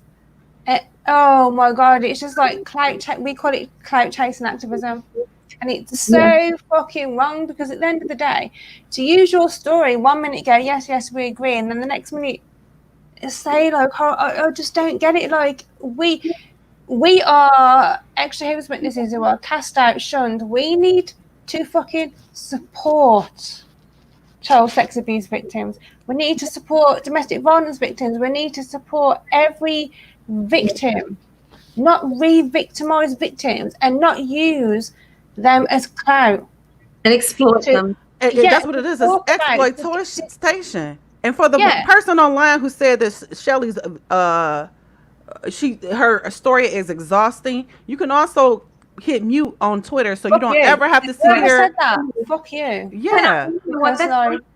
That's one thing I want to make sure I make really clear. You know, when I'm speaking online and I'm talking on Twitter and I'm going off about things, I'm not talking to the activists. And I'm not looking for clicks. I'm not looking for the popularity contest. You know what I'm looking for? I'm looking for the people who are like me. And I'm telling you, all of you victims out there, all you people who've been subject to sexual abuse and not being believed, you're the person I'm fighting for. I'm fighting for you. And you, and this is what has happened, Spencer, Molly, Chester, you've heard me. You've believed it. And those people who are real about protecting victims and understanding the morality about consent and not consent, and understand that child sexual abuse is wrong, those people are drawn to us, and they're the people I want to speak to, because I got a way bigger plan than just this.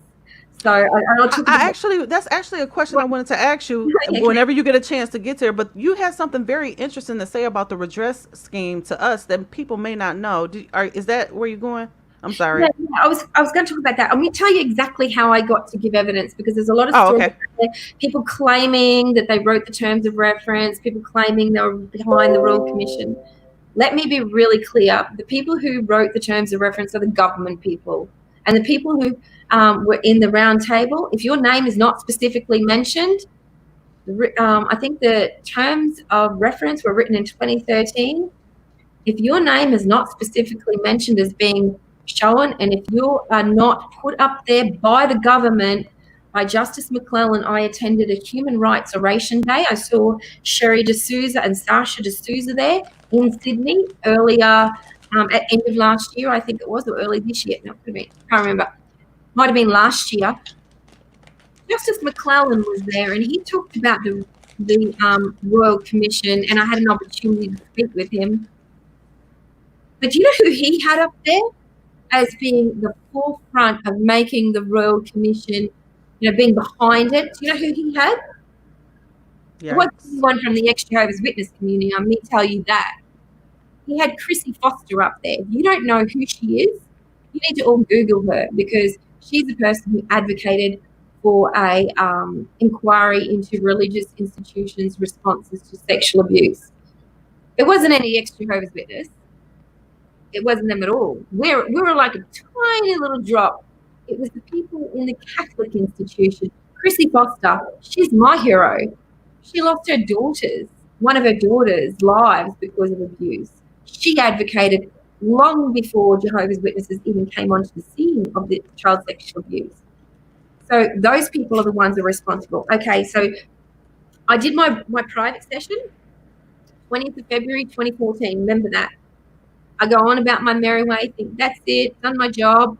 I said that they could contact me if they wanted to contact me about the private session, turning it into a narrative.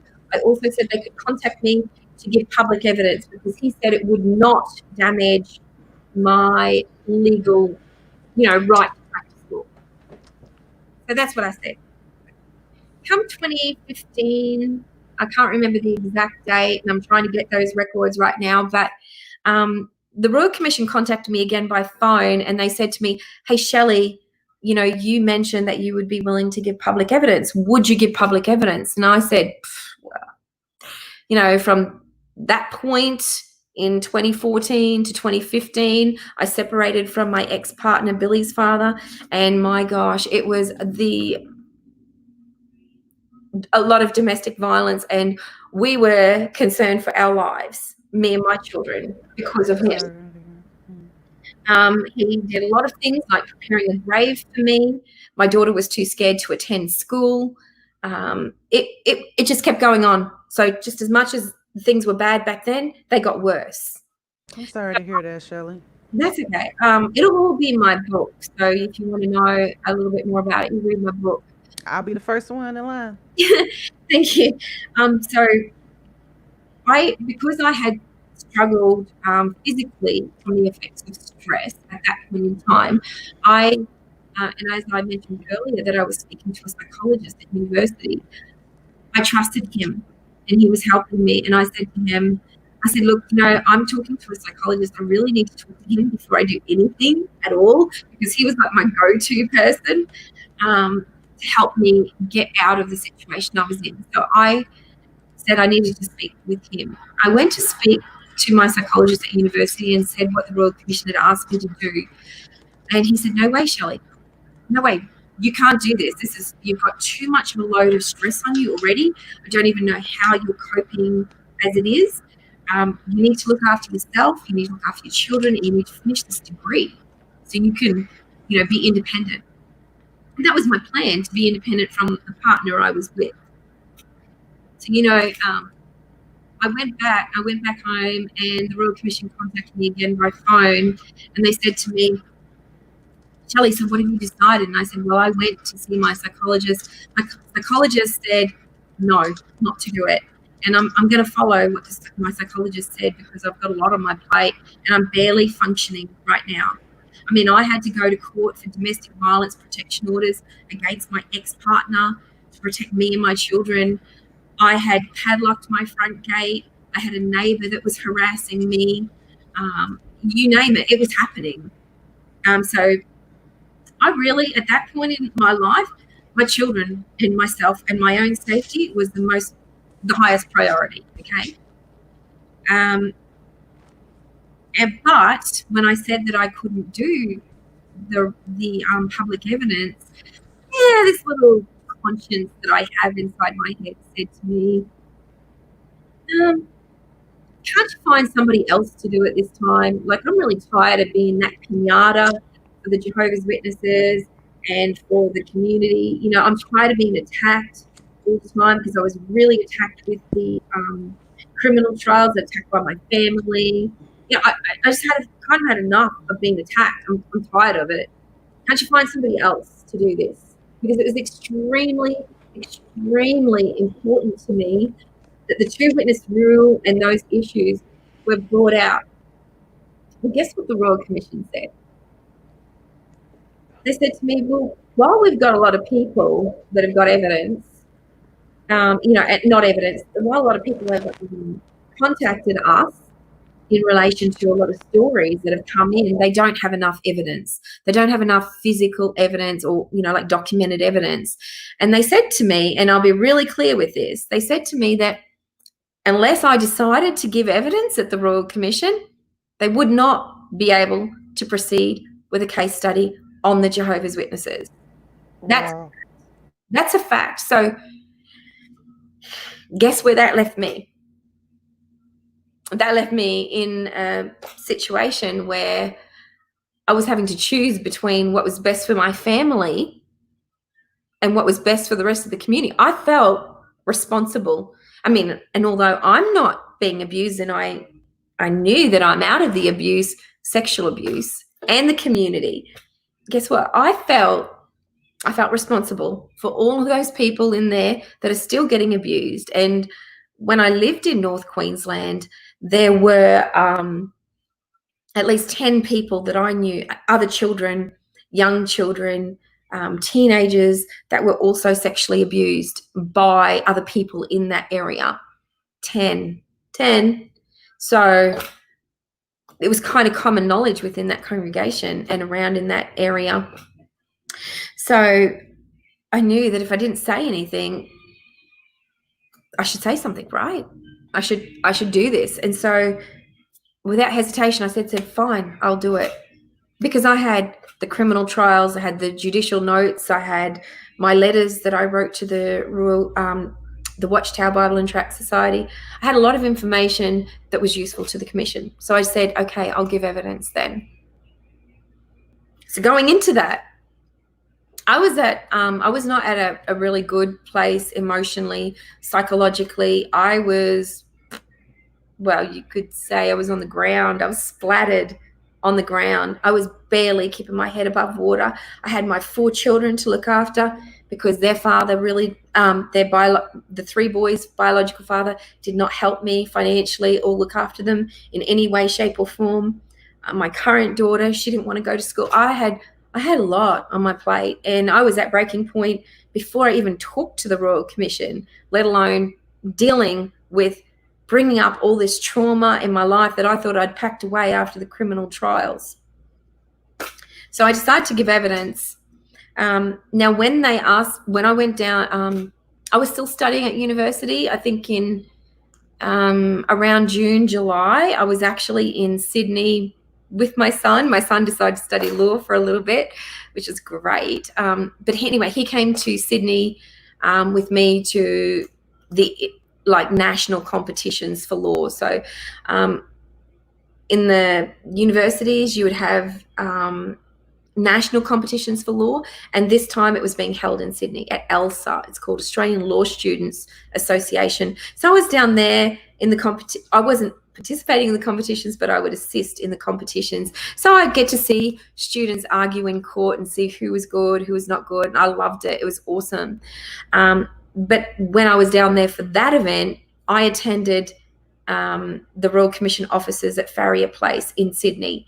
I consulted with the staff of the Royal Commission to start drafting my statement for evidence for case study 29. Now, in doing that, they had taken all of my records, mostly from my private session, and they'd put it in a statement to assist me. Joanna Blair and Amanda Dench. I met with these women at the sessions. I was there by myself with my son. There was no other ex-Jehovah's Witness there. I know there are people that have claimed that they've assisted me to give evidence at the Royal Commission. Completely untrue and fabricated. They have never assisted me to give evidence. And let me be clear on what evidence is at the Royal Commission. So what will happen if you're asked, and if you want to use the terms of evidence at the Royal Commission, if somebody claims that they've given evidence at the Royal Commission, you ask them to see their subpoena. The Royal Commission gave me a subpoena, which meant it's a legal document that said that they wanted me to attend on a certain date at a certain time to give evidence and produce information about the sexual assaults of my sexual assaults. If other people have claimed that they've given evidence at the Royal Commission, ask them for this document, because there's a lot of false and fabricated claims circling in the ex-Jehovah's Witness community, and they're not true. So I'm telling you right now, and if you ever want to see, actually, I will show at some point my subpoena from the Royal Commission. So you know I'm telling you the truth. Now, during these consultations at the Royal Commission in Sydney with Joanna Blair and Amanda Dench and the other people that were there, I can't remember the names, but Joanna Blair was one of the solicitors that was helping Angus Stewart with getting together the evidence. So to assist me, she gathered all of the information in my private session. She gathered some information from the criminal trials, and she put them all in this document. She gave me this document, and basically she wanted me to just check over and sign it. So that document there, when you go to case study 29 and you look at the exhibits and you download an exhibit called BCG's statement, that is the statement that I read out as public evidence. That's a statement that they're referring to in the Blue Book. That's a statement that I chose to put in there. Now, let me assure you, the information that's in that statement and the original statement that the Royal Commission gave me as to assist me, their first draft statement, are completely different. I expressed to both of the staff members, and the staff members, when I was writing the draft statement, I do not want to share explicit details of my sexual assault. I want to practice as a lawyer. I'm studying law. I don't want to jeopardize that. I don't want explicit details of my sexual assault. While I want to help, I don't want to share everything. I mean, I've got to have some kind of, self-esteem. Please just let me have something for myself. I want to just keep some form of self-respect, please. I was in criminal court for 6 years. I was cross-examined on these explicit details over and over and over and over and over and over and over again. I've done that. And this is what I said to the staff members. I have already been in court. I have it has been proven that my father sexually assaulted me. I've been cross-examined. We've gone over these explicit details. I thought that the Royal Commission was about the responses of the religion, not about whether or not I've been abused. I've been abused. It's been proven in a court of law. Tell me, is this about the responses of child sexual abuse? Why do I have to go back through all of this extra trauma here? I don't want to do it. Like, I want to put in what I want to put in here. So I deleted all of these explicit details, and I said, I do not want them in this statement. I want to come from a position of power from this statement, and I want to share, and I want to be inspiring to other people. And in saying that, when I decided to give public evidence, I thought that I was going to give public evidence with my face, my name, Shelley Brayo, now got Dean in front of it. I've been married since then. But that's what I was prepared to do. You know why I wanted to do that? I wanted to do that because I did not want my face blacked out, because I believe that that denotes shame. And it sets a very, very, very bad example to everybody else that I'm asking to come forward. I don't want other people to be ashamed of what's happened to them, because it's not our shame. It's the perpetrator's shame. It's their sin. It's their crime. It's not our fault. Put it back on them. And that was my message to other victims. That's what I wanted to share. So I think it was like the day before the Royal Commission, like we drafted the statement well and truly before I actually attended the Royal Commission, and it was finalised before that, and I signed it. So the statement that UC signed, I agreed to share that information. I did not agree to share my private session. And what else has happened? The Royal Commission has published, I mean, to explain all of this, you remember how I told you how distressed I was at the time of giving evidence at the Royal Commission? Well, the Royal Commission would send me tender bundles. I would get all this information, hundreds and hundreds of documents in a tender bundle.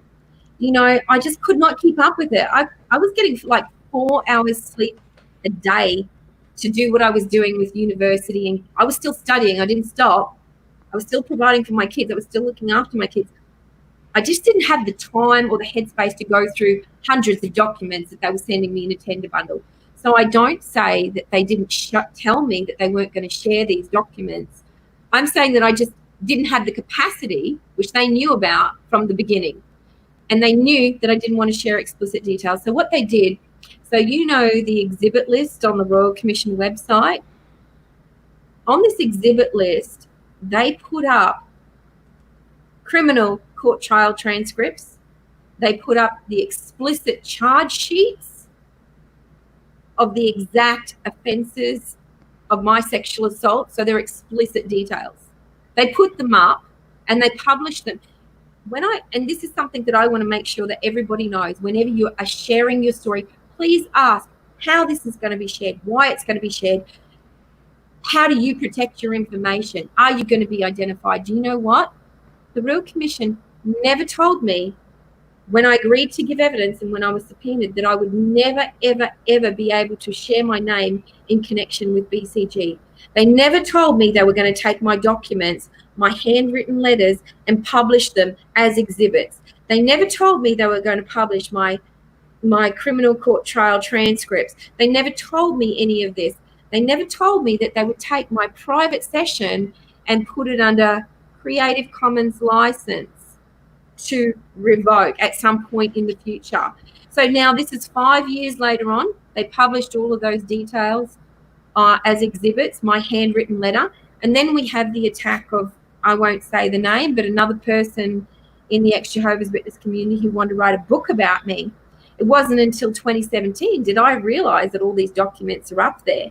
I'm going, oh my God, holy shit. Like, for God's sakes, they have got all this information, because this person said they wanted to download every document on the Royal Commission website, all of the exhibits, put them in a book, put his copyright sticker on a book, him make money from it. So when you have somebody's copyright sticker on a book, it means no one else can use that information. You know what? That's not his information. That's my information. Those letters are about me to the Royal Commission. Those letters between the elders of the congregations about me. My handwritten letter was to the Watchtower. You're not taking that and you're not owning it and you're not making money from it. Okay? So that's when I started fighting back in the community. And what this person did, unfortunately, I went into the community under my own name, Shelley Brayo, and nobody knew that I was BCG, because a couple of days before the commission, maybe even on the day of the commission, they said that I had to use a pseudonym, BCG. Now, I did not choose to use a pseudonym. I did not want to use a pseudonym. I want to use my own name. They said that my sisters could be identified. And so I agreed, then fine, okay, whatever. I wasn't switched on enough at that point in time that my name on my statement is Shelley Brayo. That is not the name I was born with. It was not the name I was given. It is no connection to my sisters' names. I don't look like my sisters. I look absolutely nothing like them. I have no connection with any of them in any name, married name or whatever. My name that you see now, Brayo, was made up by my son. So when I split with my daughter's father, I had a choice. I could either go back to my married name, go back to my maiden name, which is my father's name, or I could, so married name, stay in the current name of an abusive partner, or go back to, so hang on, my maiden name, didn't want to do that. Did not want to go back to my married name because I divorced him. Did not want to go and stay in the same abusive name, last name that I was using of my abusive partner. I did not want to use that. So I'm like, oh my goodness, I don't belong anywhere. I started getting emotional. Don't cry much, but I was getting emotional. And my eldest son, Bo Daniel, said to me, "What's wrong, Mum?" And I said, well, I just don't belong anywhere. I had the change of name application. I'm trying to work out what name do I go to? I really don't belong anywhere. You belong with your kids. That's about it. Like, I'm an orphan. So he said to me, "Mum, yeah, you belong with us." He said, "How would you feel if I made a name up for you out of the initials of your children's given names?" That's where Brayo comes from. It is the initials of my children's given names, the names that I chose to give them. Wow. So that's where Brayo comes from. So if any of you have any issues with your last name being associated with abuse, you can have the right to change your name. Change your life. And I don't want to be triggered by saying my maiden name ever again. I don't want to even, my name is not even my maiden, the name I was raised with. I can't even handle hearing the name. So I just changed it. So that's why I got Brayo. And so when, after the Royal Commission, they gave a direction that I was not allowed to publish my name in connection with BCG, I fought it. I fought it straight away. I fought it, I think, about 2 or 3 times. I wrote to them and said, "I want to be able to speak. You've silenced me. You never told me I would not be able to talk about this. It's important to me that I advocate for victims. It's why I studied law. I want to be able, you've silenced me. Religion has silenced me for all this time. Now you're silencing me. I don't want to be silenced. I want to talk. I finally got my voice back. I want to talk about it. I want to advocate for victims."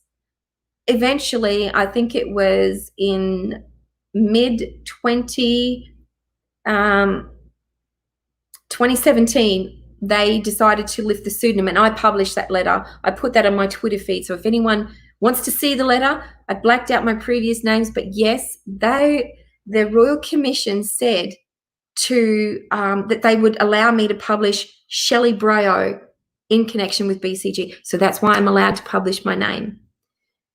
But anyway, going back to the book that was somebody wanted to write about me. I did the right thing. I even had the moral code of the Jehovah's Witnesses still. I don't know if you all still have that or not. But, hey, you mean go to the person? I went to the person first. Right. I went to the person privately and I messaged him and I said, "Hey, I heard that you want to write a book about me." This is before he said he's going to download all the exhibits. And I said, "Hey, I could help you with this. I'm BCG, I could help you."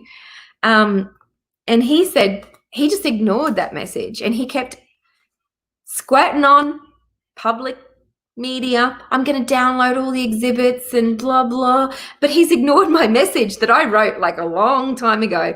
Pays to check your inbox, dudes. So anyway, I said to him online, like, under my own name, because I'm not embarrassed. I speak up for myself.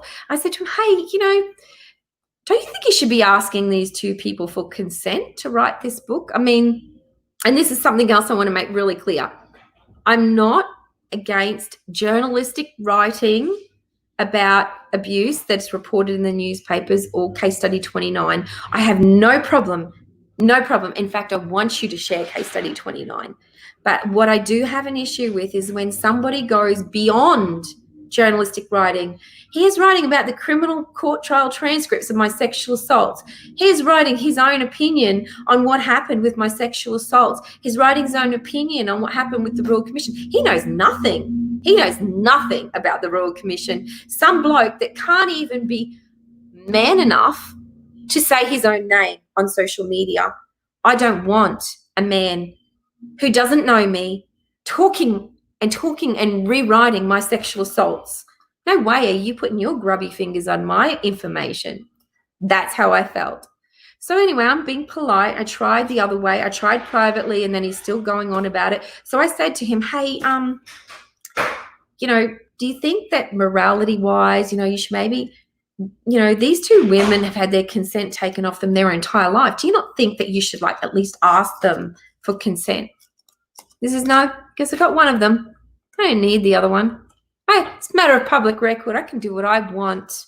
They put it out there, I can use it. So you know what happened? I said to him, but, you know, like, even like the sacrifices, what about even out of respect for people? Like, shouldn't you just have some respect? I mean, these people, these women, I don't know if you know, but they gave up their lives to do this evidence. Shouldn't you have some respect for them? No, I can do what I want. So I said, you know what? You need to check your inbox, dude. When he checked his inbox, guess what he saw? Well, I said to him, I'm BCG, and I do consider this your formal legal notice. I do not give you consent to write this book about me. I do not give you consent. And all this guy was concerned about was whether or not he could write about the documents and the other witnesses, and he could use all my documents, which is what, as I previously mentioned, these criminal court trial transcripts, I don't want them published, okay? Because the Royal Commission messed up here. I don't want them published. I want my own rights to choose what I want to share with the public for my career and to help other victims, because that's the bigger goal, right? I've been studying since 2011. I have had 4 hours sleep average every night. I have fought tooth and nail. I have given up so much time with my children and fun and happiness because I've been sitting there all night studying instead. So no, I'm not letting this guy take that off me. So what this guy did, unfortunately, he hopped on his social media page where he was promoting the book, and deceitfully, and I will say this because it was deceitful, he hopped on there and he said, hey, you know what, someone doesn't want me to write the book. He never mentioned it was BCG. He knew it was BCG, never mentioned it. And he got all those people that were following him with the book, and they thought it might have been a Jehovah's Witness person, that these people started attacking him. Oh, tell this person to get a life. Do this, you know, ignore this person. You know what? And so I private messaged many of these people, and I said to them, you know what, it is my life. It is not just one little portion of my life. It's been every single decade of my life that this guy is wanting to publish in a book, and that's not fair. I have the right to choose what I want to share. So anyway, massive fight on social media, and I know that there were so many extra witnesses just want it to be all calm. But we are in the midst of legal change.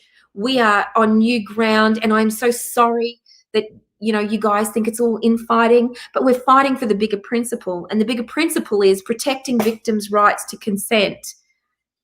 So I then approached there's a couple of institutions like No More Lawyers. They're a legal institution that was set up for to help victims of the Royal Commission. And you know what happened? I approached them. So the Royal Commission has legislation that protects their witnesses from any effects of giving evidence. I approached the Royal Commission. I approached No More Lawyers. No help. No help from No More Lawyers. I approached, my barrister was overseas, so I approached their firm. There was a barrister there, and I really can't remember his name to say thank you, but I'm so grateful for his help. He said to me, approach the Royal Commission, Shelley, and ask them to remove those documents and put a direction not to publish those documents. And to the Royal Commission's credit, Justice McClellan issued a direction not to publish, and he removed those documents from the Royal Commission exhibit list. But what had happened was everybody had already downloaded them beforehand. Now, fast forward, I've seen these specific documents being published online on ex-Jehovah's Witness sites. These bundle of documents that are under a direction not to publish. So let's get to fast forward now. So now I've done my evidence, everything like that. One other thing that I would say is that the reason why I've decided to come out publicly about what really happened with the Royal Commission is not to bag them out. It's to raise a bigger issue about what's happening in society against victims of abuse. So if you all go report, my plan is for you to report and take back your power, go get law degrees, go get social, be a social worker, be a psychologist and help victims of abuse and get their voice back. That's my plan for you guys. That's what I want to empower you to do. But if you do this, you may very well end up in my situation. And my situation is that since I gave evidence at the Royal Commission, prior to giving evidence, I never had a problem getting jobs legally. I worked in a mid-tier law firm as a paralegal, just walked into it, didn't have to fight for it. I applied to be a judge's associate. I was one of the 2 finalists for a judge's associate position, which is a very sought after, high profile position. I never had any contacts in the legal industry. The girl that got that job, her father owned a law firm, one of the big law firms in that city. So that's why she got the job above me. But I just got mine just on me. And since that point in time, I've studied and I've done a hell of a lot more, acquired a lot more legal skills and a lot more employable. Do you know what happened after the Royal Commission? Because the Royal Commission asked me to give evidence in case study 29. And I did that. Case study 54 was connected with that. And then they asked me back again to give evidence in case study 57. So I helped them in 3, not 1, 3 case studies, 3 of them. So case study 57, I decided to give it under my own name, Shelley Brayo. So if you Google it, you'll see my statement there. That session was about the nature, causes, and impacts of abuse. I could not mention the Jehovah's Witnesses, but I alluded to them and how damaging it was to me. And it wasn't until that case study did I realize, oh my goodness, I thought I was over the abuse. I thought that because I left the religion, I thought that I was fine. I didn't think I was affected by it anymore. I've fronted my abuser. I've gone to court. I'm moving on. I'm not affected by this abuse anymore. I'm good. So when they asked me to give this evidence in case study 57, I thought I should start preparing for it early since I was short of time. I remember on the plane flight back to Townsville, I'm trying to draft it. You know what? I could not write 1 sentence without bawling, because I then realized at that point that the snowball effects that I'm talking about, they're the reason why I'm having them. It's because it's connected to the abuse, and that's how damaging it has been in my life. Anyway. Shelley, I don't want you to, I just wanted to interject for just a second, rather. For our YouTube family, thank you for joining us. For our Facebook family, I think Facebook has a limitation of a 4-hour limitation of streaming. No, you're fine. So I don't want it to cut you off on, because I'm listening like this, So I want to say for the last 15, I just want to let you know that it's about 15 minutes before before it cuts you off. And then, and I think Chessa wanted to say something really quickly. You can take us out, actually. Okay, Shelley, did you want to finish up what you were saying? Yeah, go ahead. Okay, so basically, one of the issues of the Royal Commission is that I approached the Attorney General about publishing my private session. They know that I'm identified in it. They've written letters to these people that are publishing the martyr story on their website, and they're asking them to remove it, and they're not removing it. But what the bigger issue is in society is that after I gave evidence, I was discriminated against because I was a victim. I asked law firms just to volunteer for them, and like a good Jehovah's Witness, I asked for feedback why I didn't get a volunteer position. And I was told by particular law firms verbally that they don't hire victims. They just don't hire them. So I was going to keep all of this quiet. I was going to keep everything quiet about what has happened really about the Royal Commission, but people have attacked my credibility online and through my employment as well. So I am now making this public because the bigger issue is that victims need to be respected, that consent needs to be respected, and if you are going to go study, society needs to change. They need to stop re-victimizing people. That's my message, and that's why I'm coming out with it. There are 6 months now between the redress scheme. So if those who don't know about the redress scheme, with the Australian Royal Commission, it's a compensation scheme. They've given the Jehovah's Witnesses another 6 more months. There's Jehovah's Witnesses and I think another 3 or 4 organisations that have not joined up. So what I'm asking everybody to do from now into the next point in 6 months is to make it public. If you have been an abuse survivor without identifying yourself at all, I want you and everybody else internationally to start gathering the victims in each state. I've got another whole episode on this. My husband and I, Kevin Dean, we are starting a YouTube channel and a website, and we will be talking about what you can do. But what I'm asking everybody to do is to keep child sexual abuse in the media. If you don't keep it in the media in the forefront, it will be forgotten.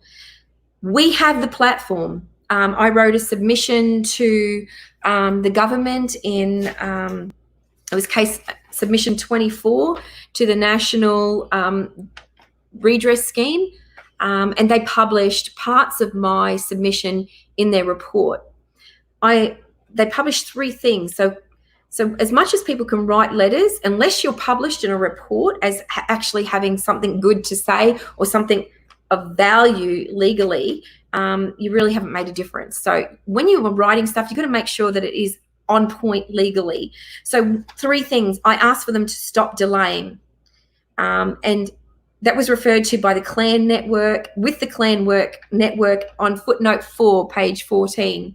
The second thing I asked for was revoking the charitable status. That was referred to in footnote 11, along with a whole group of other people. No ex-Jehovah's Witnesses wrote about that. It's just me, along with these other people. Third thing was, and up until I just had a look at it this morning, I asked the Royal Commission to provide a list, like while they provided a list of conforming institutions for sexual abuse, there was no corresponding list for those that were not joining the redress scheme. I asked the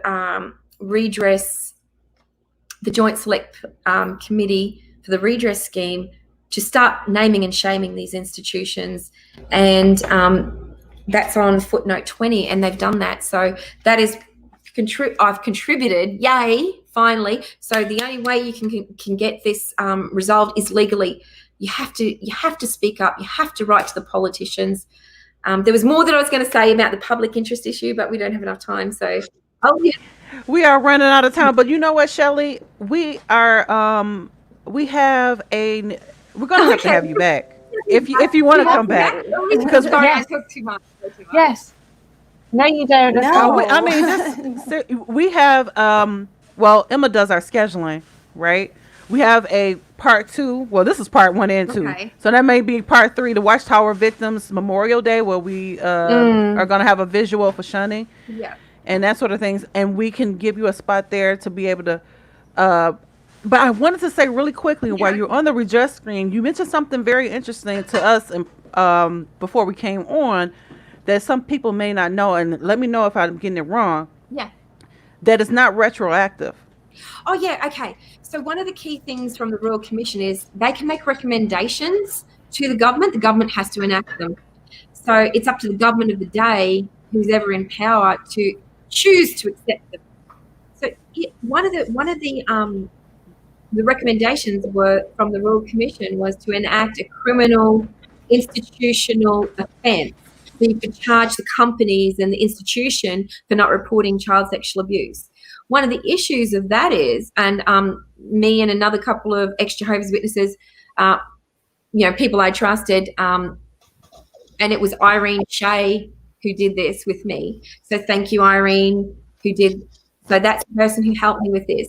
Now, her and I got my honours thesis. I wrote my honours thesis with a view, because I knew that the recommendations of the Royal Commission, if they made the recommendations to institute a criminal offence for institutions, it would only, and I did a lot of research, I talked to a lot of politicians and senators and political meetings to find this out, it would only take place if that legislation, so say they instituted the December 20 of 2020, December 20, that legislation would only act from that point forwards. It would not act backwards. That means all the victims that have been abused in the institutions would get no justice. And that's why I wrote my honours thesis.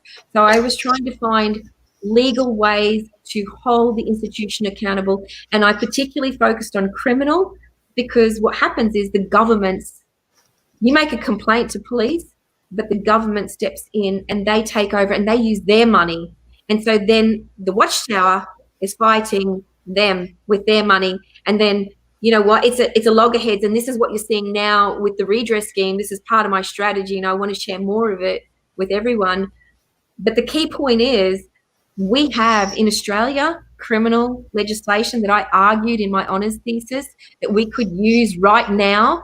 In each state, we could use this, and our laws come from the UK. I was talking to Emma about that. It's quite probable that these laws, criminal laws, exist everywhere around the world. And so that's part of my honours thesis, and the girls will probably provide a link for you if you want to read it. Yeah. I'll talk more about that. Most definitely. And so I'd just like to say, before we close out, I think we got about 10 minutes left before Facebook, Mark Zuckerberg gonna cut us off, y'all. To say, Shelly, thank you so much for coming here with all the information, all the advice. And I don't know, I know you say we talked about religion, but you kind of gave me a little preacher vibe, because you're definitely a motivator. Yeah. I love it. Definitely a motivator. I want to inspire. That's part of it. You know, you're all strong women. You know, if I can do a law degree, you all can do a law degree. I'm telling you right now, you have the resilience, you have the intelligence, you can do anything you want. Do not think that you are not educated. I did year 10. I was only a year 10 graduate. That's it. The rest of it is from what I've learned. And if I can do it, you can do it. And if you've been to these meetings, you know how to take notes, and you can definitely study. So I just wanted to talk about go ahead, Emma. I'm so glad, Shelley, that you've come so far despite all the obstacles that have been thrown in your way. You've literally just batted them and just carried on. You are a fucking warrior. Yeah. Well, I can tell you one thing right now. After this year, it's been this last year since the Royal Commission has been particularly difficult. I just want to say thank you to my husband, and that is Kevin Dean, and he was an ex-elder, and he's picked me up and he's helped me through this, and proposed to me and we got married. So there you go. Wow. Congratulations. So I just wanted to give a final word from the glass table, because I don't want us to get cut off before we say this. I think Chess is going to take us out, but Emma, you said something as a last point. I just wanted to say, like we touched on earlier, infighting. Now, people talk about infighting where it's like, no, if you're going to behave badly, you will get called out. It's not infighting. Just because we're an ex-Jehovah's Witness community, it doesn't mean if you get called out for your bad behavior, it's infighting. We are fighting bad behavior. And that's what I just wanted to say. And the other thing is, support victims. Do not re-victimize victims. They've already been through so much shit to start with. Do not re-victimize them. And I just want to say something before Chester closes us out, that you know, a lot of people, we had this in our toxic episode, if you guys missed it. And calling out toxicity does not mean that you're toxic. The environment that Shelley described today is a very toxic environment. If you are a child sex abuse, a CSA activist, be that means you're a CSS activist for Jehovah's Witnesses, for Catholics, for whomever. Yeah. And it's not about our goal. Yes, the Watchtower needs reform. Yes, some of us want the Watchtower to come down. All of us want us to Watchtower to come down, but we're not Jehovah's Witnesses anymore. I think, Emma, you mentioned that on our Toxic show, where as Jehovah's Witnesses, we're used to being silent and not calling out bad behavior. We're also accountable for our own behavior, and lots of people in the community need to learn that. All right, Chester, so what's the last word for the day? Oh gosh, we got about 7 minutes.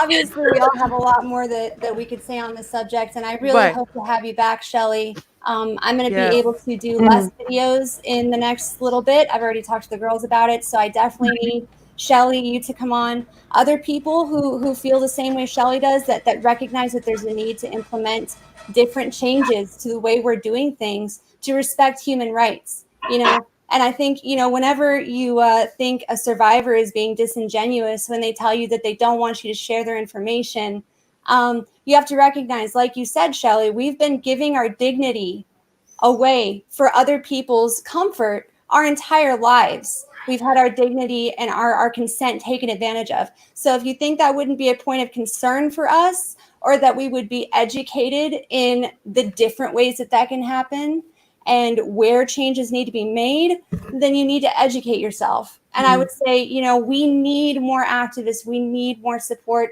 One of the reasons that I'm taking a break is because we need more funding. And so I've been in discussions with like the American Cancer Society and different organizations. I'm getting more back into international business, which I used to do for a number of years. And, I started working at the age of 9. So I know that sounds crazy, but like I have a very long experience in international business. And like Shelly said, all of us doubt ourselves because we feel like we haven't done anything significant enough, when the very survival and intelligence of your being could be the force that changes the world. And we need more people to be able to have a palatable narrative about this. And anybody who wants to be involved in child sexual abuse advocacy, fighting clergy penitential privilege, which is the privilege that gives people the right to silence other people, abolishing the statute of limitations so that people can come forward about their sexual abuse. And it doesn't have to be within a 3-year timeline sometimes after someone turns the age of 18. That gives someone no time to establish themselves, to be in a safe place where they can come out. Okay? We have antique legislation that needs to go, and that includes in our culture. That includes in all of our cultures across communities. And we need to have more palatable narratives. We need to educate ourselves. Mandated reporting. If you are a child sexual advocacy survivor person and someone comes forward to you and says that there's a child in current abuse, and you want to preach about 2-witness rule and Watchtower not coming forward, you could endanger a child if you don't follow things correctly. Mandated reporting is free in most states, okay? Just a few clicks. You go through, reading a couple articles. It's not too hard. Anybody can do it. There's websites that you can go to that are like universities, but they're for free. And you can go and you can educate yourself. Will you get the certification at the end that says you did? No, but you'll have the knowledge to be able to be ethical. And if we call you out, or even if we call out a behavior and you feel like it's a personal affront, so do we. And it's really just about growth. It doesn't have to be about you or me. It's just about growing so that we can achieve something. And, I'm really hoping in 2021 that we'll be able to get the courts back in order around the world and really finally address this in a way that's going to make a change. All right. And let's keep standing up. Because like I said earlier, like we're all standing up for our, this year seems a year where we're fucking standing up for our rights. Let's keep speaking out and keep fucking doing this. That's right. Yeah. That's one of the reasons why we have this platform. It started off really small because some of us felt voiceless, and some of us felt beaten down, not heard. So we just happen to be women. We do get some, comments because it happened to be a lot of women on there. I think the funniest one, the sea estrogen. I think we got one time, and a bunch of other kind of stuff. On, though. No problem. But we've had male guests. I know. I think it's. I love it when we have male guests, so it's not a problem. It's just how it happened. It's just how it happened. It's just how it This is happened. one of the most intelligent conversations I've heard on this subject from people who actually understand what's going on than I've heard on most channels. And that's not to knock other people doing advocacy or trying to get this stuff out there. It's just saying we need to mature. We need to do things better. And if someone doesn't want to give your consent for you to publish their material, take it off. Don't do it. Just don't That's do flat it. out. That's it. And, one other thing, if I can just really quickly say, if somebody has approached you, please, just you know what, just say sorry to them. Just go, hey, no problem, we'll just remove it. That's all you have to do. You don't have to attack them. Just, you know, we're all this is a new ground for everybody. We're just trying to be better than the Watchtower. So we're respecting people's rights in our. Once we've left, we should respect people's rights. Especially Respect is what it victims. comes down to. Right. Next time we'll look at the consent video. Yes. We'll get to the consent video, but I did put it in the comments, you guys, so you guys can take a look at it. We're going to go ahead and sign off before Mark Zuckerberg does it for us. See you later. Thank you so much, ladies. I love it. Oh, Shelly, don't go anywhere. Don't click off too quick. All right.